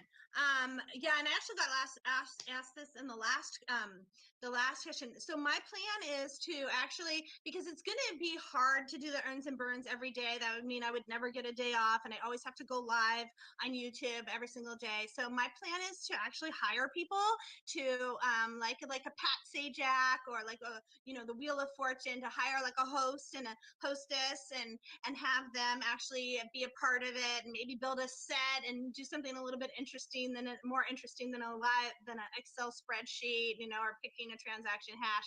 Maybe there'll be a big board and like transaction hashes will get picked off of something in a more interesting way than that, to sort of keep the audience engaged. But we plan on making it, fun, and making it like more like, I come from Los Angeles, you guys, so we're the home of the movie business, right? And then my family is actually in the movie business. They do commercials, and so I'm very well versed in that, even though that was not my specialty. But I've fallen into the fever of that, and I would absolutely love to get like a real TV show kind of feel going on about it, like a game show kind of feel going on with it. And I think that will like I said earlier, like, how long has Wheel of Fortune been around? Like 40 years or something like that. And it's been around for forever, and if they can captivate the audience and keep them engaged, then I would just sort of like to model Sifu Inu after that, and just kind of get the engagement up and the level up that way, by producing sort of a really cool show, kind of aspect or environment for it. Does that answer your question? Okay, thank you very much. And I think you guys should um hurry up and drop your website, because like it will be used to educate more investors on about your projects. Thank you. Yes, yes. We're gonna work on it. I'm gonna work on getting the stoner to speed. Thank you though for noticing that. I think it's a beautiful website, and in all honesty, I'm just kidding. He's wonderful. He's just very, very, very busy, and isn't always able to. But actually, he's very heavily invested. He's our whale. Actually, our webmaster is our whale, our current whale right now, and holds the most Sifu out of anybody. So he, although the website might not be updated with our LinkedIn's and some of the other things, and might not have the sexiest roadmap on the of the blockchain, but it is. But he's definitely engaged and committed to this project, and is the largest holder that we currently have. So I assure you that the website will it's going to take a more active role, and it's going to be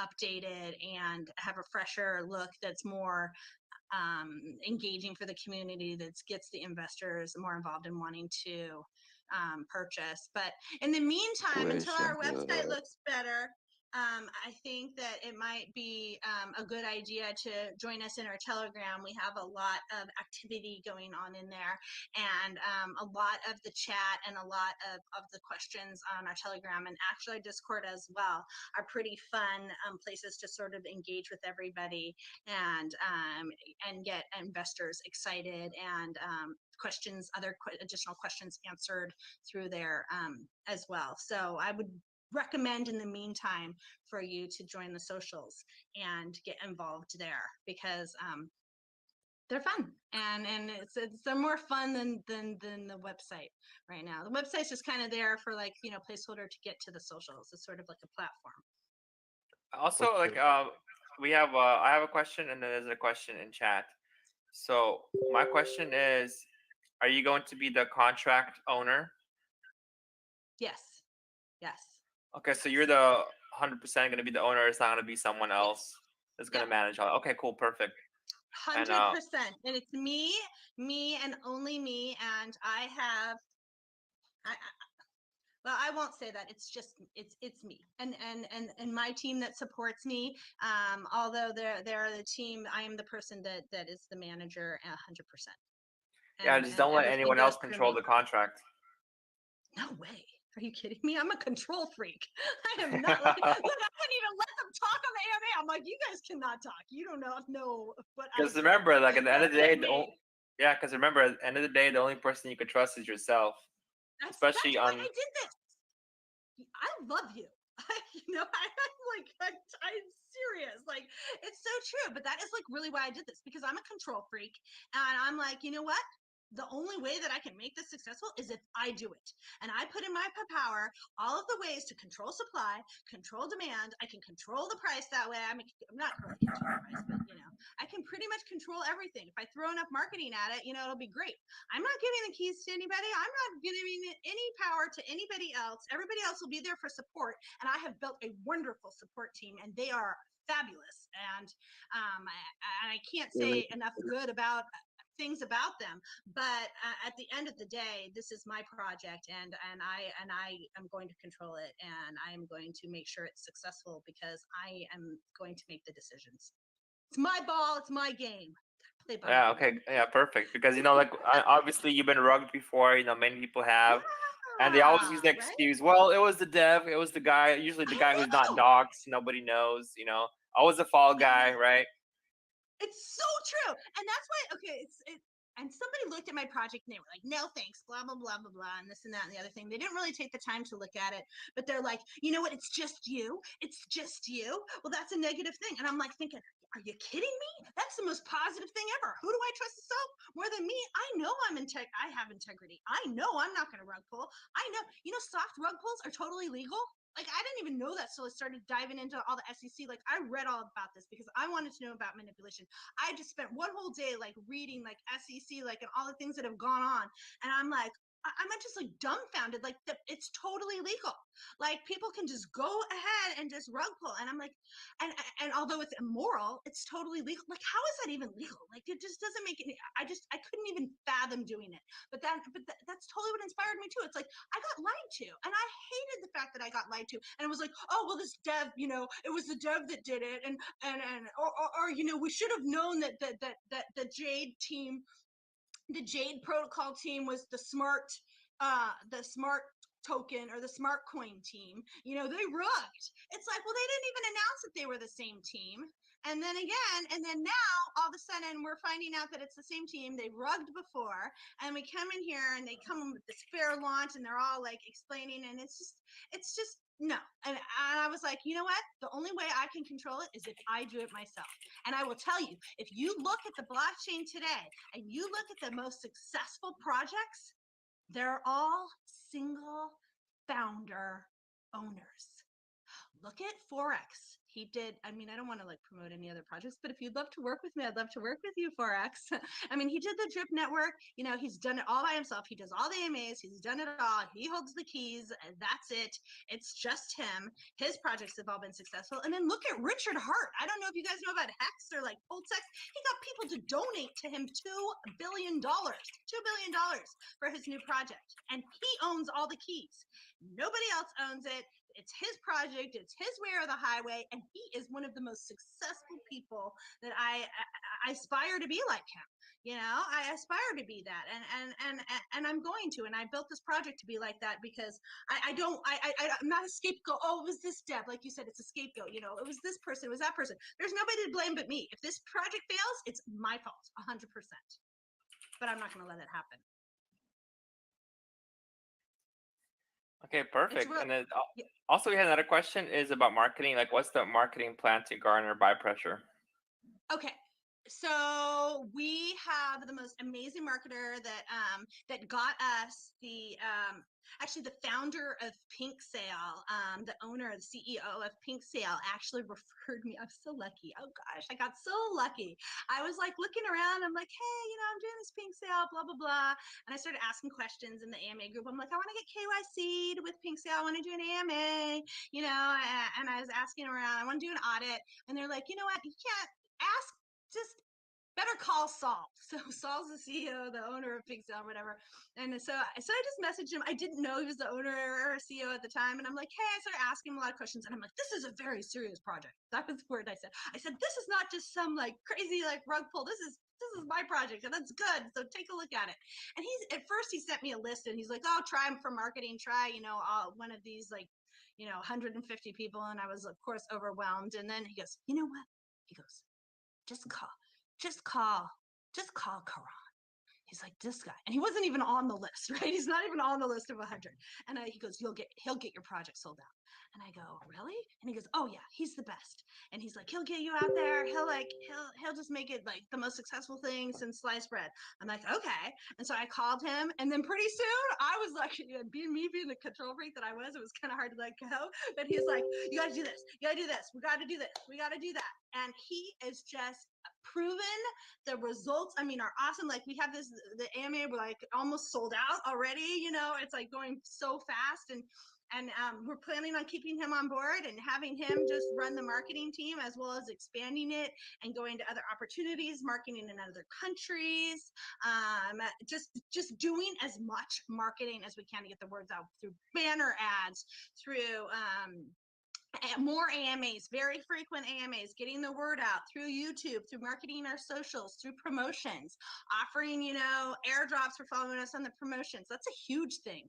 That's like if you just offer like $10 worth of tokens, if people follow you on the socials, they'll be on that, faster than white on rice or whatever the expression is, right? So just through different kind of promotions, any kind of marketing we can think of. Like I said, I come from Toyota Motor Sales where they did, oh shoot, my computer is messing up. Are you guys seeing this? Is it just me? Can you guys hear me? Oh, I was muted. Sorry. Yeah, it's my screen. I shared my screen. Oh, okay. Awesome. All right. So let's see. So do I click on anything? Continue, right? No, yeah, just go on. I'm just sharing my screen because we'll be doing the giveaway soon. Oh, okay, awesome. So, oh, you do yours with a spreadsheet too? How cool. Yeah. Awesome. So, we just plan on doing the best kind of marketing. There's like so many different marketing types. Like I said, guerrilla marketing, like that's kind of fun, like going and spray painting Sifu Inu all over the place. Whatever's working is the plan. And, as much as we can, as much and as often as we can, take every opportunity to get this word out to everybody. So hopefully that answered your question. Good question. Honestly, the only PR you need or the only marketing you need is just do more of these AMAs and like bring the energy, I'm trying. I'm like, I just really want to get the word out because I think that once people really understand it and once the hype happens and, and once the earns and burns happen or like the price, takes a big jump, then I think it'll really start taking off. And it's going to happen, it's just a matter of when, I think.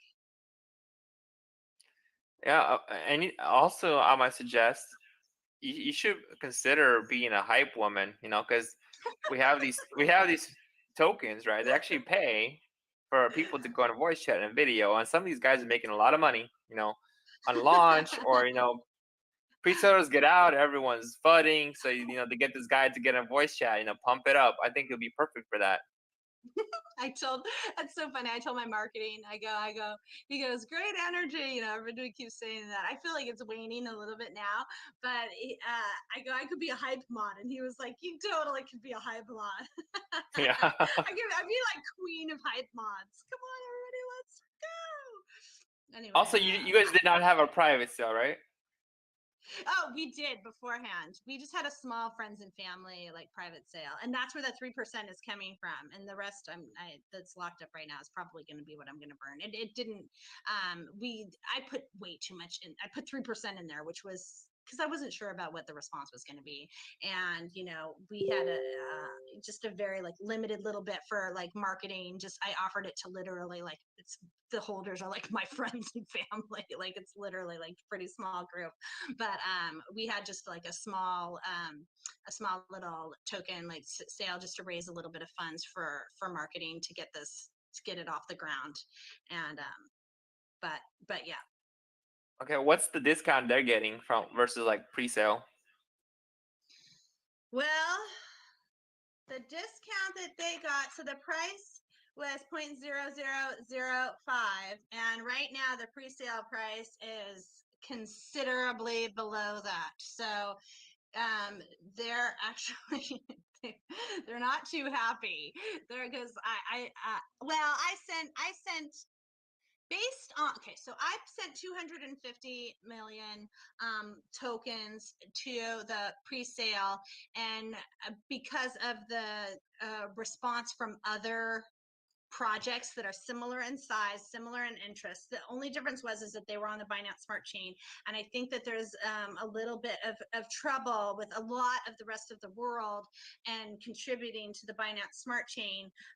I mean, converting over to Avalanche, and so it's been a little bit smaller than we had projected. So the price is currently lower. We're not sure where it's going to end up at the end because the price isn't determined until the end of the pre-sale.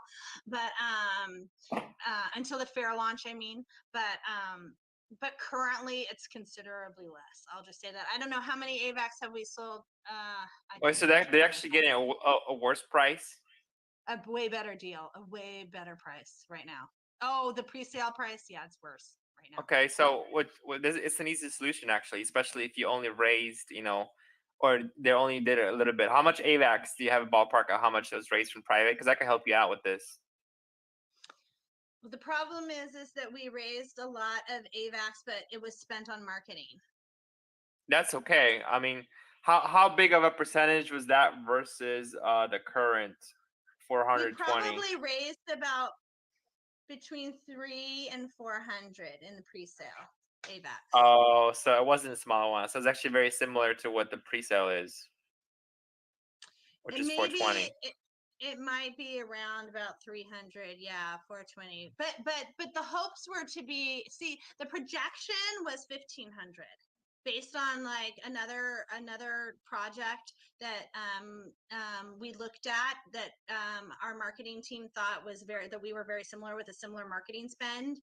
I mean, we've spent a considerable amount on marketing this project, and if it were on Binance Smart Chain, there would be, you know, no problem meeting the same, if not exceeding it. I think we would have exceeded it, but I think we're struggling a little bit because, and just open kimono here is because it's on the Avalanche blockchain, and it's a little bit new and different for, and maybe, you know, a little bit harder. So the projection was the price to be 0.0007, but the pre-sale price was 0.0005. So yeah. Anyway. Well, they could always buy pre-sale too, average down. I told them to. Of course I did. Go in the Discord and you're gonna see. This is like, God, you know your stuff. But yeah, I went in there because they were all like, what? People are getting for one AVAX, they're getting 1 million Sifu, you know, blah blah blah. They're totally in there fetting, and I'm like, stop fetting. You know, last for 24 hours and just chillax or whatever. So I might have to even out the playing field, and whatever it turns out to be, I might end up, you know, just, I don't know. I told them to dollar cost average in. I said, go buy some. Yeah, because I know what the problem is, right? It's kind of like if you raise, let's say 400 AVAX for marketing, and then your actual pre-sale is also 400 AVAX, but all the first 400 is already all used up, you know, it's all gone, and now this new pre-sale, you're gonna have to put most of that into liquidity, so you can't offer, you know, X amount of people a certain price because you still need the tokens for liquidity and you need the AVAX for liquidity. So you can't physically give them the same price anymore because there's not enough liquidity left to, you know, afford everyone, you know, this certain price because you just don't have the tokens anymore. You don't have the AVAX, right? So that's a problem when, let's say, like there's a private sale that's used for marketing, and then the pre-sale doesn't fail, or they have to like do a fair launch. Because I've seen that happen before, where like private sale they collect like 20 BNB, 30 BNB, right? And then they try to do a pre-sale, it doesn't fail, so then they go fair launch, and the private sale guys are like 90% down, because instead of getting like 10 million tokens per BNB, you only get like 1 million tokens per BNB, because they never got that liquidity, because they never did a pre-sale. So then it has to literally 10x just for you to break even, which I was in a project like that, and it actually did do it with like 50x, so it still made our money. But I was pissed off. I'm like, good news. Oh yeah, I know. And so I might do a special airdrop.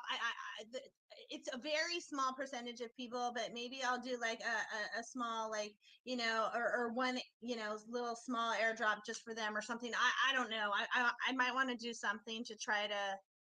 I have yeah, to you got to see be how it careful with turns out. that, with the airdrop, I because let's say know, 400, I right? know. Yeah, because it's the I don't know numbers, what right? to do. Yeah. I just told them to buy back in. That's what I told them. I told them Tell to me, hold their give you more horses. money and shut up.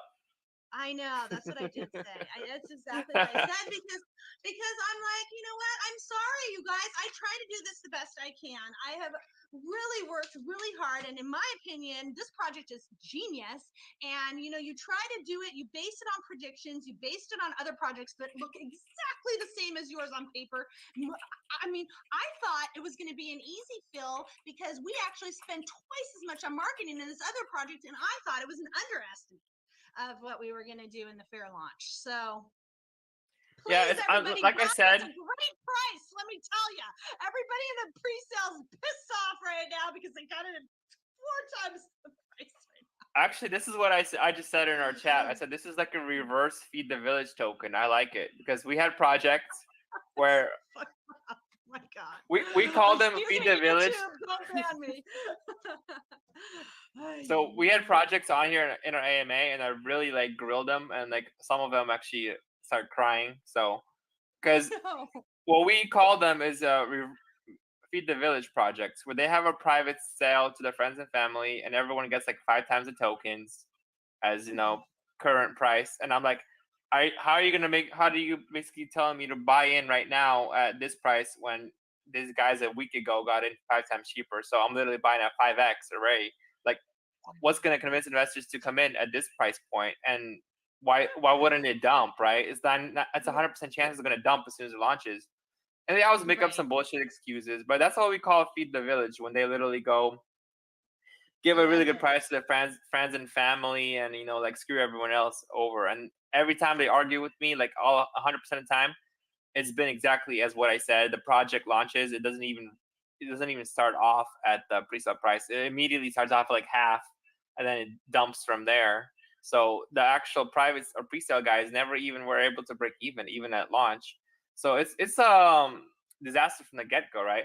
So that's why I said I like your project, because it's like a reverse feed the village. The village actually got the worst end of the deal. It's Starve the Village project. They're all like giving me the finger, from their YouTubes at home. And I did not plan this. None of this is planned. This is all just as we go along. But as you say, it does seem like at the current prices, we have a reverse feed the village going on. So,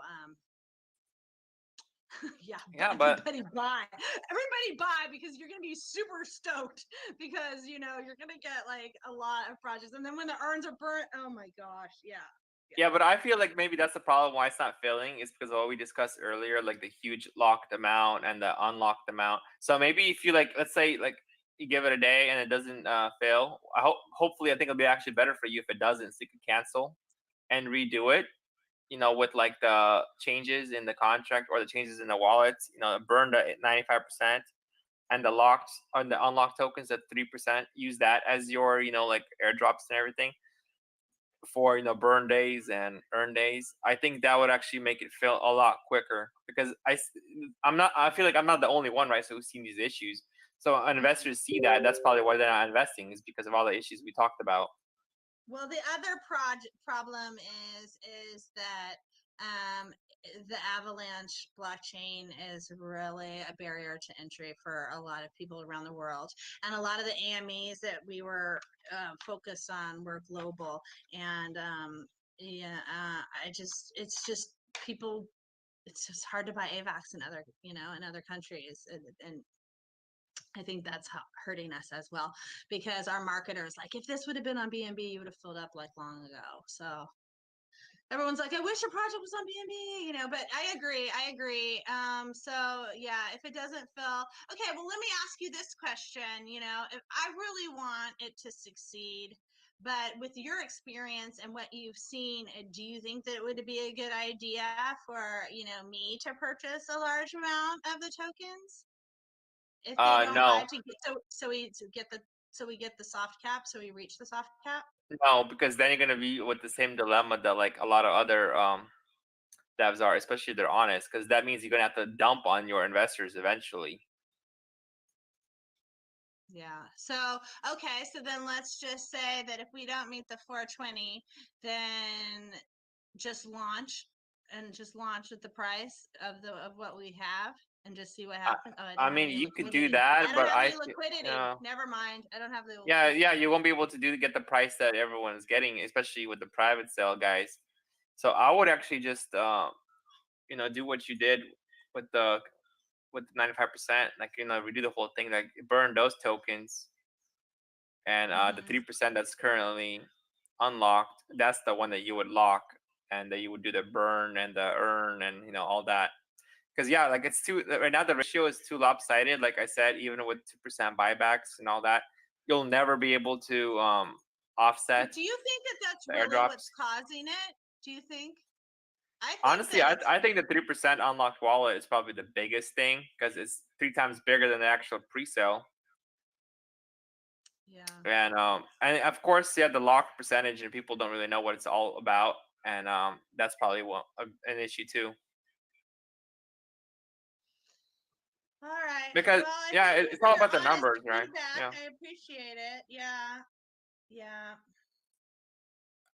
Oh, now I'm like, I don't know what to do, but oh, I don't know. I might still just go ahead with the project as planned, and if we don't reach the 420, I might actually just go ahead and buy it up and then just burn it on launch, so I don't have to spend any more money, because I really don't have any money left, and I can't really lose this project in the liquidity, and I don't think I'd be able to get it off the ground the way that you're talking. Well, So what you I could might. do, what you could do is, if you wanted to, buy back the rest to reach soft cap, instead of Yeah. just burning it, you could use that as your marketing funds. For Yeah. example, the airdrop, and of course, it's gonna cause some people to sell. You're gonna give some guy some call channels or some tokens, and they're probably gonna dump. But as long as they're actually bringing in more investors with their calls and their marketing than the tokens they're dumping, it should be okay.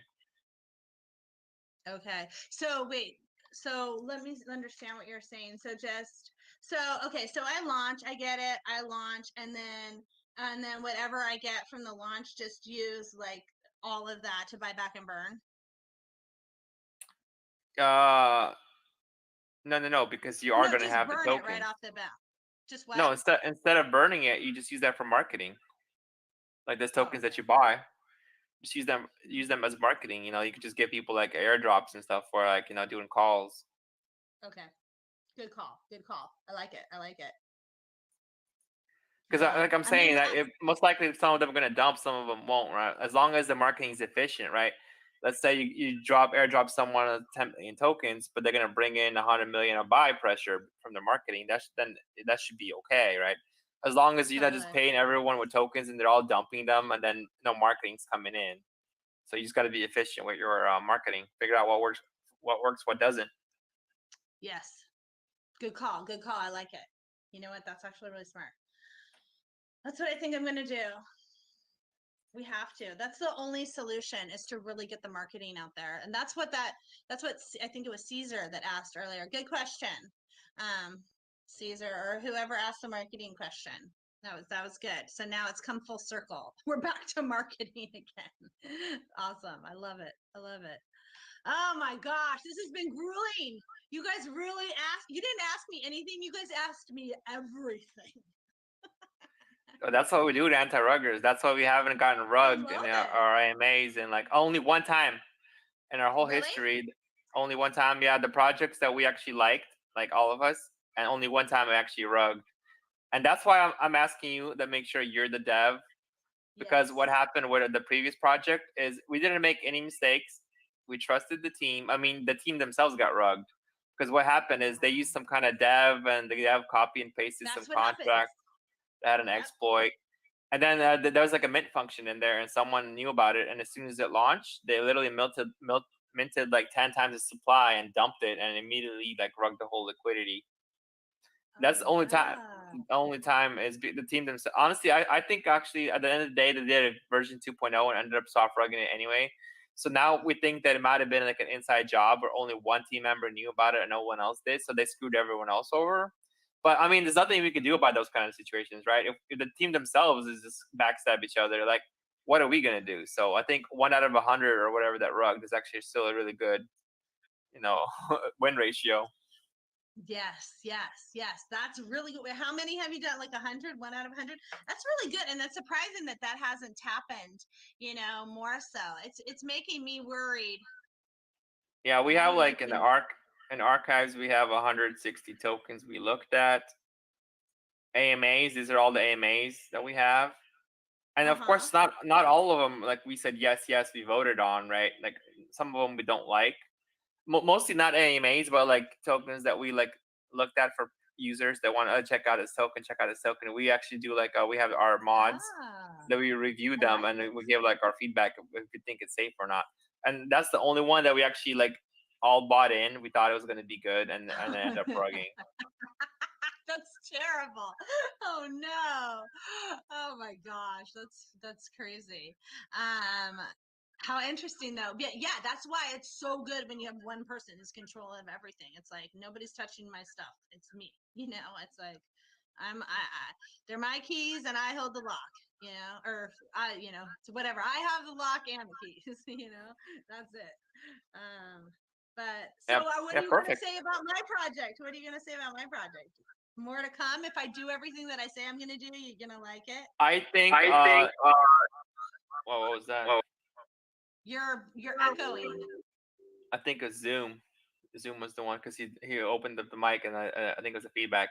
So Oh my yeah. opinion is I feel like if you did that part where you like the 95%, because here's the thing, right? If you're gonna buy your tokens and let the pre-sale fill soft cap, what's gonna happen to the 95% tokens? Are you gonna burn them immediately or like at launch you're Yes. gonna burn them? Yes. Okay. Yeah, as long as those are burnt and you're only playing around with the 3% and use those instead for Yeah. for that should be fine. I think that's okay. So you would recommend it to people then if I do that? Yeah, I would say if you do that. Also, I think a big thing is since you guys are doxxed, it should have Yeah. the LinkedIn's and LinkedIn? everything so people Okay. could check. Because honestly, I'm sure. I think to me, a big thing to me is I don't really buy a project because they're doxxed or non-doxxed. Because a lot of dox guys, a lot of KOC are rug anyway. Oh yeah, So I got rugged on that project that my first project that I got rugged on. They were all doxxed. Everybody. yeah, Didn't my matter. first project ever was actually they were docs also. It was called Sliced Up Pie, and they ended up just not even launching. They just took everyone's money for pre-sale and like So, took off. And we so actually lame. found their So lame. information, their businesses. They had like a little like investigation group. We found out all their parents and their relatives, and like some guys ended up like DMing everyone and like telling them they're like sounds a scammer and things like that. It was so I think they actually ended up getting locked up or something because they did police reports. They did like everything about it. Oh, So I don't that's know, but good. I know they got in trouble for sure because we actually found out Oh, good. they're stupid. They're like dumb. They're like use their Facebooks and everything, and then they're brugging. Like, what? How dumb can you get? That's so dumb. Like, what idiots? Yeah. No, I'm definitely But gonna yeah, do the LinkedIn. I'm gonna put the LinkedIn up there, and I agree with you that that's really good. I got to go look up my LinkedIn. I don't think I've been on there since 2015. I just don't use that social. Like to me, it's like I don't know. I retired young. yeah. I mean, I don't really use LinkedIn either, but I mean, like for things like if you guys are talking about your history, right? Like you and the other devs, and they have like work experience in certain Yes. fields or certain companies. then it's better to have that, because that kind of backs up your claim. Because anyone could claim they're like a CEO, a former CEO, or a CFO of like some certain X company, right? But like, Right. if you actually have the LinkedIn and the socials and all that to prove it, then it makes it a lot more like trusted. Legit. Yeah, totally. Yeah. Totally. And we weren't sure we were going to do that, because Scott was like, I didn't even want to put Oracle on there, because all he has to do, I mean, seriously, all I have to do is say that, like, I launched Quantum for, you know, Toyota's treasury, and like, there's one person in the world that's done that. They're going to be like, that sounds a lot like her, you know, or they're going to say like, I was a senior principal for Oracle from Australia. They're going to be like, that sounds like Scott, you know. It's like, it's literally that quick of a Google search, and you would know who we are. So we just said, you know what, we're not going to do anything dishonest. We're not going to rug pull. We don't really have a problem, and so we're not really like worried about anyone coming and doing anything, because we're not going to do anything wrong. You know, I'm going to do everything in my power to make this as most successful as possible. And as long as I keep in contact with you, I think that I'm going to be okay. Thank God I met you. But yeah, but so we decided, you know, we're okay if we're doxxed and we do the KYC. And it sort of was, you know, it just sort of happened like 4 days ago, I would say, that we put our information out there. So we have yet to do the LinkedIn, but I do think it's important, and I'm going to put it out there. So just to prove it, to put my money where my mouth is. Absolutely. Yeah. I have no problem with it. Yep, and I think honestly, yeah, that's it. And I think if you want to go with that route too, but of course you're risking your own funds, right? If you're gonna buy back, and then, but you're gonna have to spend money on marketing anyway. So yeah, either way, you're gonna, yeah. I have no, you know what, and I have no problems, you know, investing my own money in my own project. I mean, we probably raised like $25,000 or $30,000 in the pre-sale, and I've put 25,000 of my own already into it on top of that for marketing. Like I said, like 3 or 4 of us have been here. I've had 6 AMAs today. We've had banner ads running for like a week. I've had 4 YouTube or 2 big YouTube influencers put out videos on us. We've had Twitter callers calling us out, tweeting us out. We have just had put a lot of money and spend in marketing already. And I've already put a lot of my own money into it. So if I have to sell a Bitcoin or something to, you know, to ensure that this gets off the ground until the word gets out, I'm going to do it. I'm committed to it. All right, perfect. And I think Zoom also had a question to ask. Go ahead, Zoom. Yeah. It's okay. Actually, it's a question from our friend Jason.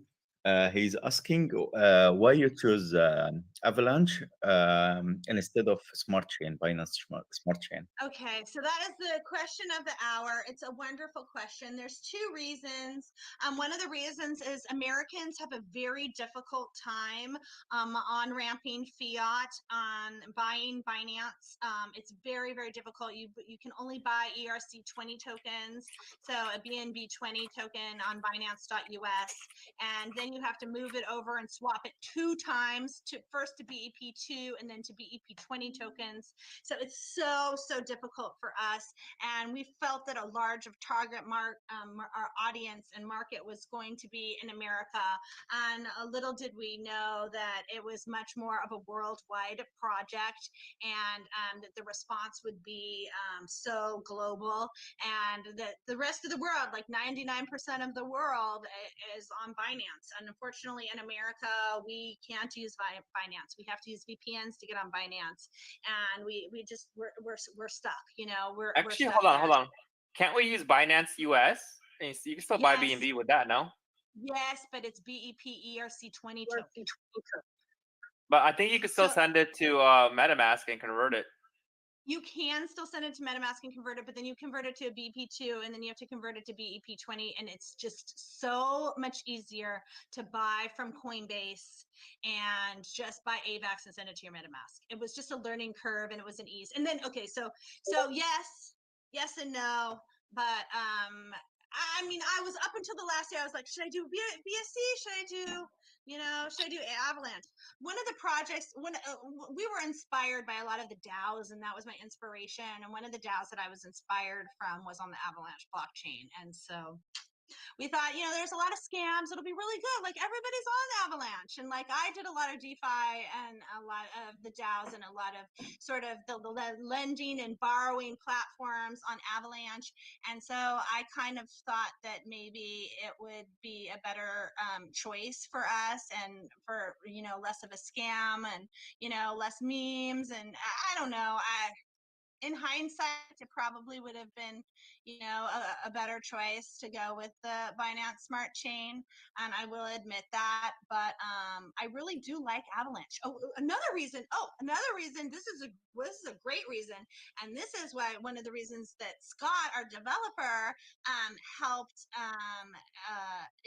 me understand, or he pointed out to me that made me realize that Avalanche was a better choice, is that the Binance Smart Chain for airdrops. Okay, so we're like a huge airdrop token, right? We just airdrop left and right. We're, every time you turn around, there's gonna be airdrop, right? So, and they're 15 cents a transaction per airdrop on the Binance Smart Chain. And once we get really, really popular, that can be really hefty. Whereas on AVAX, they're a fraction of a penny. So that was a big factor and consideration as well. So, I don't know. There's pros and cons to both of it. Yeah. But thanks for the question. It's a great question. And we Americans have to be less centralized around America and consider the rest of the world. I just thought it's so hard, because the Binance.us is very different. They don't let you on ramp fiat. Their support is non-existent. They're totally different than regular Binance. It's a whole completely different group. And I think they're in trouble with the Binance, with the SEC. Like they don't respond to stuff. Like they're just really bad. So I thought it was a better choice to avoid them and to avoid it and hit our target audience here. And if they could build $1 billion treasury on AVAX with these DAO projects, so could I. I just came off from that sort of like being pigeonholed and only on the Avalanche network, because that was my experience. But we do have plans to reach out to a lot of Avalanche is growing and it's pretty big. Like, I don't know if you guys know, but the all-time high hit like $140. So it's a pretty popular network. It's not like, some sort of left, out of left field network. So an ecosystem. But we have plans in place to reach out to the top marketers there and really get the community stoked on Sifu over there. Yeah, it's actually kind of funny coincidence because we had an AMA earlier today, right? And after the AMA, we were talking about how we want to branch out to other, chains, because we mostly do BSC and ETH, mostly on BSC. But there's some ETH NFTs, but most of the projects coming to us are still BNB BSC projects. And then literally like 10 minutes later, I had the guy, Karan. DM me like, hey, you want to do last minute AMA today? I'm like, what? Really? What about tomorrow? I'm like, oh yeah, I gotta get it done today. I'm like, okay, sure, let's do it. And then it was an AVAX token. I'm like, wow, we just talked about this like 10 minutes ago that we want to branch out. Gosh, that's so crazy. What a small universe. That's synchronicity right there. I believe in it. Yes, there's coincidence, but I swear this universe is designed to bring us all together. That's crazy. Because like, when was the last time you said that? Which part? About the branching out to other chains. Like, have you ever said that, or is it just something that you just said out of the blue today? Well, I said it maybe like a couple months ago, but we did have a project. Oh, shoot, what was it? Yeah, it was today. Was the only time since like a while, because we still ended up having mostly. We did have like a Solana project, I think, and might have had some other one. But yeah, like still, it's been mostly just BSC, right? And then today, boom, I said it again, and then 10 minutes later, we book an AMA, last minute AMA with AVAX project. Oh yeah, actually, because someone from US, Jason also, he said you can send now BNB in 3 formats, which is including BEP2 and BSC and ERC20 from Binance US. Oh, okay. A BP20 or BEP2? BEP2 and BSC, which is Binance Smart Chain, because Binance Smart Chain now they changed it. It became Smart Chain coin. Oh, really? It's Yeah. not BEP. Well, all I know is that there's 3, and correct me if I'm wrong because I'm kind of boycotting finance a little bit right now. No, there's BEP2 and Not really. BEP20. There's BEP2, BEP20, and then the ERC20 token too, which is what they Which have is on BS. BEP20 now. They changed the name recently and became Smart Chain. It became Oh, that's official Smart smart. Chain. Even on Trust Wallet, you can see it as Smart Chain. Oh, okay. I will check that out. Ever since the iPhone took Trust Wallet off of their app and they stopped letting us use it, I switched over to SafePal on my phone. But I do pretty much 99.9% of everything from MetaMask from Yeah, a because they are secured playing around laptop. these limitations recently, so they changed the name of BNB on Smart Chain to Smart Chain directly. It's not called BNB as it was before. It's now Smart Chain. And okay, what did it used to be? Did that used to be BEP2 or BEP20 or ERC? Which one are you talking about? It's still using BEP20 protocol because actually it's protocol. So it's still using BEP20 protocol, but they changed the name instead of like sorry, BEP20. It's still using the protocol. It's called Smart Chain now. So BNB, the real BNB that we all say BNB, is now called Smart Chain.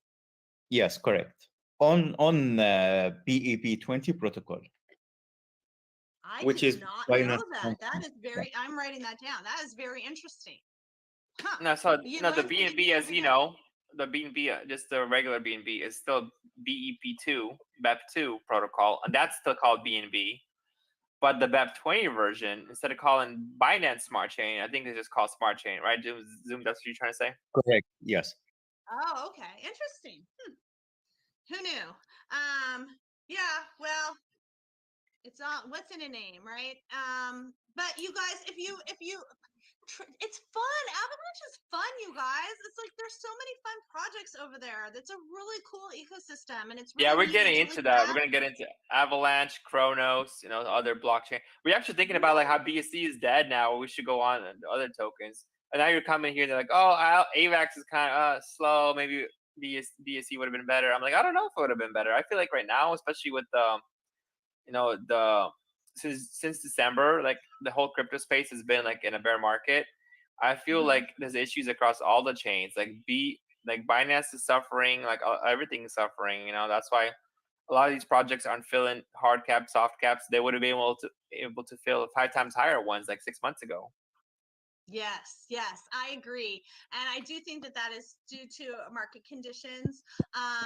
But you know, pink sale is made for, pink sale is pretty much made for like BNB tokens.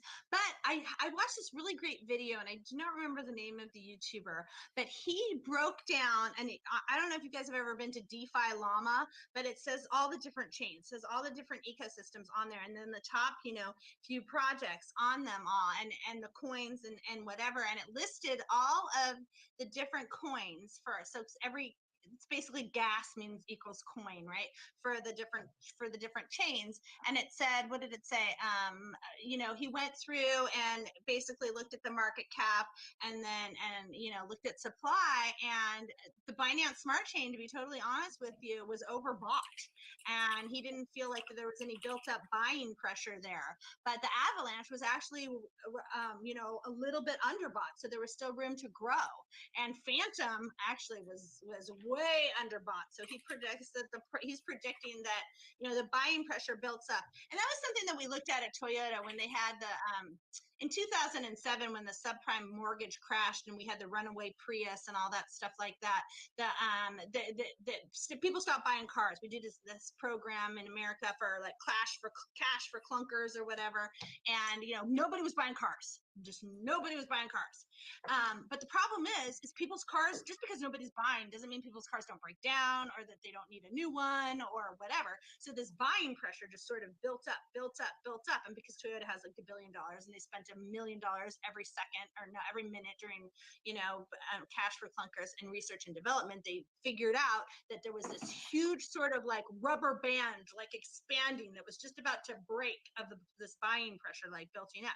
And that's what is happening. And that's what this YouTuber was essentially saying, was that like there's all this buying pressure like building up on the finance and the on the Avalanche network that's just like about ready to explode, and it's just about when is that going to happen. And he said that the rubber band was kind of small on Binance, that it was actually overbought and probably overpriced. So you might be seeing some of that, but since you guys are so closely connected to it and watch it so closely, you may be feeling some of that.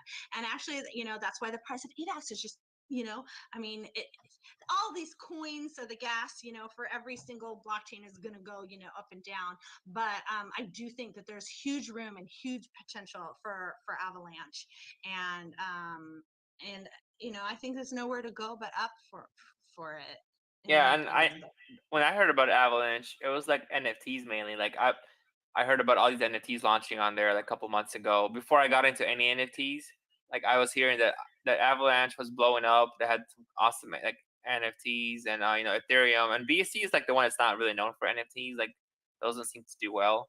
It's mostly like Ethereum, and then like some of the AVAX ones, and other chains like Solana had some NFTs. But I feel like it's definitely like a good blockchain to go to. So hopefully we'll see. We'll see how it goes. But honestly, I think we should do the giveaway because guys have been waiting here. This is our second longest AMA. I think our record is. So sorry. No, it's okay. We actually like to have long AMAs, especially with projects now that we really try to get into. Like figure things out. And our longest one, I believe, was 3 hours. This is like the second or third longest. So nice. I don't think it's going to break the record today. And this is also a very late AMA for us because normally we have it at 6 and 8 p.m. UTC.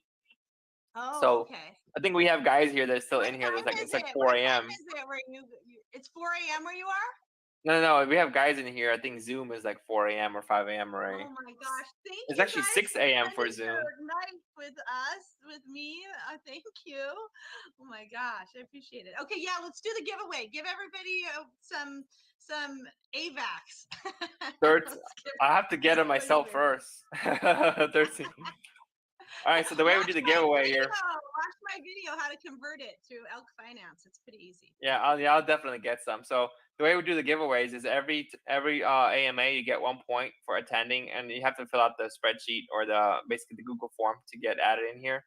And so if you're like in 20 AMAs, you get 20 points. So it rewards the long-term members in our group that go into all the AMAs and like long-term supporters.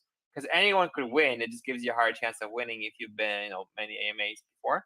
So currently the total amount of call it tickets is 380. So I'm gonna roll a random number from 1 through 380, and that's gonna determine who the winner is. Nice. So I've been using the Google random number generators. So let's do that. Okay. That's what you did. Let's use the blockchain. Like I am. Actually, the blockchain is not that random. really? I mean, it is in a way, but like, okay, so we have this token that we're launching in a couple weeks, right? But we launched a test token, and it has a lottery system. So every time you buy tokens, you roll a number, and basically, like let's say you roll 1 through 50, and if you roll 50, you actually win the jackpot.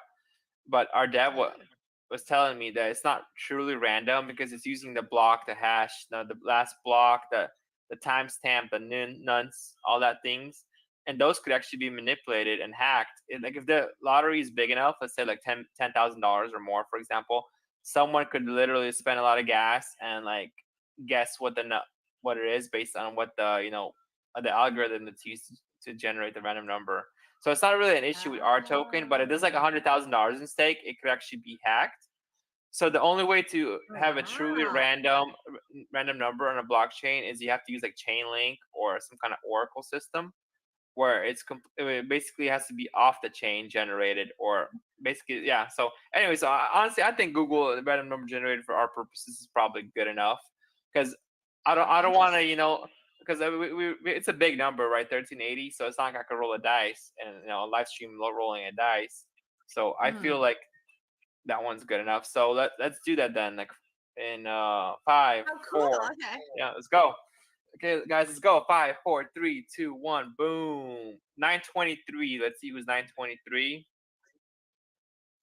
Go 923. Oh, there's a winner. 908 through 923 is Queen Rachel. Woohoo! Yeah. So, woman? Thank you very much. Yeah. Congratulations, Rachel. Thank you. Is Bella Wayne is Queen Rachel? Bella Wynn, you're What? Queen Rachel.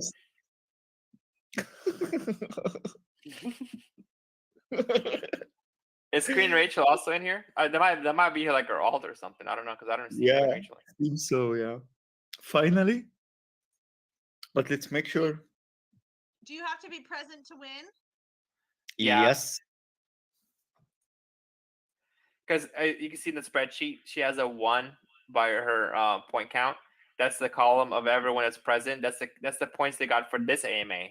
So if it's 0, that means you did not get any points, so you're not present. Maybe she got logged off or something. I think she was in here, right, Zoom? Yeah, she was in here. Yeah, Queen Rachel even is here. So it's maybe her alt account. Maybe her alt account. Maybe she's trying to game the system. Yeah, because actually even the TG name, including the same thing. So it's her alt account, it seems. But finally. That's okay. Yeah, she gets the win. Yeah, we should give it to her.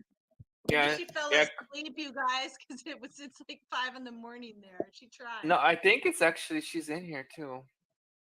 Yeah, maybe she's I've seen it. Yeah. Just yeah, she won. Give it to her. She won. Please give it to her. It's a woman from a woman project. A woman deserves to win. Whatever Actually, it is. yeah. Our biggest supporter is Anit. She's also a woman, and I kid you not, every single AMA that we start, she's in voice chat before even I am. Like as soon as I start voice chat, she's already in there, and she has the most points of anyone. She hasn't missed a single AMA. She got 37 points. Nice. That's awesome. I need by default. I'm adding her point. I'm not looking if she's there or no. I'm just by default, just like you 1 point. You don't even have to look for her. You know she's always there. You just had her give her a point every AMA. So cute. That's so cute. I love it. So we actually had 3 AMAs today. So this is actually a third one, and one of the AMAs I actually gave out a bonus win when people left. I'm like, let's see who's still in here, because after the AMA, after the giveaway, so we did another round. So we actually have 4 winners for today. We should do that for everybody who's stuck in here. I'll buy it. How much is it? Wait, first let me see how much it is. For what? For if we did another one for somebody who's still present. Oh, well, we do $100. Oh, it's $100. Okay. Yeah. So we actually gave away $400 today. Okay, do another one. I'm gonna throw in another $100. It's on me. Okay, awesome. Look at that. Oh, nice one. Yeah, I'm buying. Another giveaway, guys. Okay. Let's Okay, another giveaway. Let's do it by 3 times, this is man. what you get for being loyal. I'm a Taurus. So, and I know guys aren't in all the astrology stuff, but I like it and I believe it. And I'm telling you, there's something about it. And I'm super loyal. And for all you guys for being loyal, I'm throwing in $100 for you. But you have to buy Sifu Inu with it. Just kidding. Just kidding. Okay, Poria. How do you want me to do it? Okay, I want to do 3 random. The third one is going to be the winner. Okay. So yeah, I think 1. This is 1, 2, and this next one is going to be the winner. 5, 4, 3, 2, 1. Boom. 11:31. Let's see who's 11:31. Sorry, they snooze, they lose. They're not in here. Oh, so do another one. Do it again. Okay. Third one again. 1, 2. Be present to win this time. Okay. 5. Yeah, exactly. 5, 4, 3. Let's go. 5, 4, 3, 2, 1. Boom. 1,001. 1,001. What a number. Yeah. Looks like they're not here either. Okay, let's go. Let's keep going. We might have go to, again. Okay. Yeah. 1. Wait. Two. Oh, pick me. Yes, pick her. Okay, this next one's going to be the winner. Anit, so definitely. 648. 648.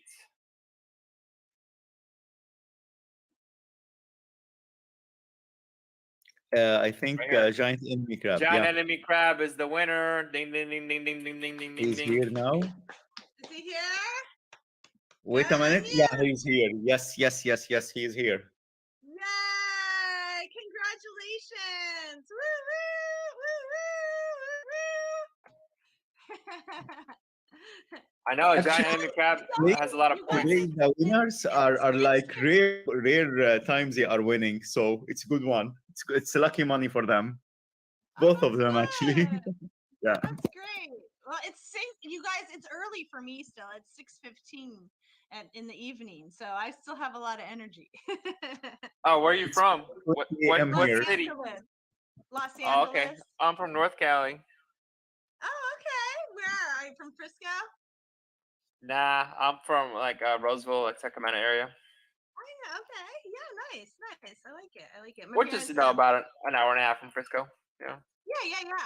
My parents had a house in Lake Tahoe, so I spent all my summers and winters going to Lake Tahoe. So I know the area well. Going up to 5.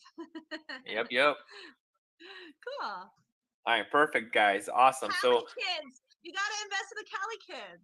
That's why you're so smart, because you're from California. We're just all. I'm actually from Ukraine, and they're attacking my Oh, you homeland are? right now.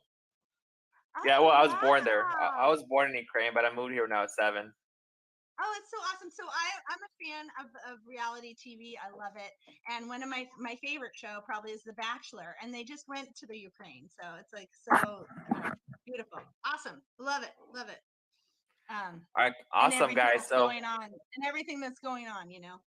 yeah, exactly. All right, cool. I think we could end it here, right? So giant enemy crab, or you could reach out to him because he posted, and then you can just settle the wallets and all that, and I'll do the other 5 winners. Yes, and I guess I'll have to figure out how to get you to get the crab the money, right? Or how am I You doing know it? what? DM Yeah, me. just give it to him in AVAX. That's gonna force him to buy your token because he Okay, has that's nothing the else to deal. spend it That's on. the deal. I'm giving you $100 for the AVAX. So you have to send me your MetaMask because it has to be on AVAX. Then you have to watch my video if you don't know how to do it and how to use chainless.org and Elk Finance. Well, no, because you don't want to transfer it. It'll already be in AVAX. No, but basically, yeah, it's the same wallet, same MetaMask wallet for AVAX and for BNB. You just But it's like he'd a have pull to, down of what chain you want to use. in order to see it, he'd have to load it. Yeah. But if you go on actually on your Pink sale and you connect with that wallet, it's gonna convert it to AVAX automatically. Oh, really? Yeah. Oh, that's awesome. Oh, okay. Well, I don't know why people are having such a hard time. Okay, good. Yeah, Well, yeah, that it makes adds easy. it for you. Yeah, because that's Oh, what I that's did. awesome. I connected my wallet to Pink Sale when I clicked on the link for your project, and it automatically loaded the AVAX. Oh, that's great. Oh, thanks for letting me know that. That's great. That's refreshing because I was like very stressed out about it because people were DMing during the AMAs this morning and they're like, I live, wherever. And I'm like, I don't know how to do it. How do I buy it? So that's perfect. Refreshing to know. Thank you. Okay, awesome. All right, Thank guys, you everyone so go. much. You're so awesome. This was so much fun. This was my most fun one. You have to say this now. You have to make a post that Anti Ruggers AMAs is the best AMAs everywhere. And I want a list of who else you did a project with. AMA with today. So that way I could be like, haha, suckers. I mean, I did some pretty big AMAs. Like I did Caesar calls, and I did Pink Sale. I did an AMA with Pink Sale, And Oh wait, you already did Caesar calls? Uh-huh. Oh, I thought that's like. Oh wait, that is today. Yeah, because my pre-sale ends tomorrow. Oh, okay. What kind of questions did they ask? He was really good. He was really good. He close to you. He was pretty good. I do think that they keep it surface level, but they're all kind of blending together. But if you're really curious, I've already posted it on Facebook. Okay, it was with Maurice, right? I'm sorry, on YouTube. My YouTube channel. Everybody subscribe. DeFi Damsel is my YouTube, and I posted all my AMAs there, so you can watch them and see, the differences. And okay, cool. Yeah, it was with Maurice, right? with Maurice? Yes, it was with Maurice. He was awesome. He was awesome. They were Yeah, all really awesome. They were all Maurice really actually fun. gets tips from me about what questions to ask. Yeah, yeah. Don't tell anyone though. You're amazing. I, you know, I don't know what else to say. You're very, very, very good at what you do, and I'm very impressed. And now I'm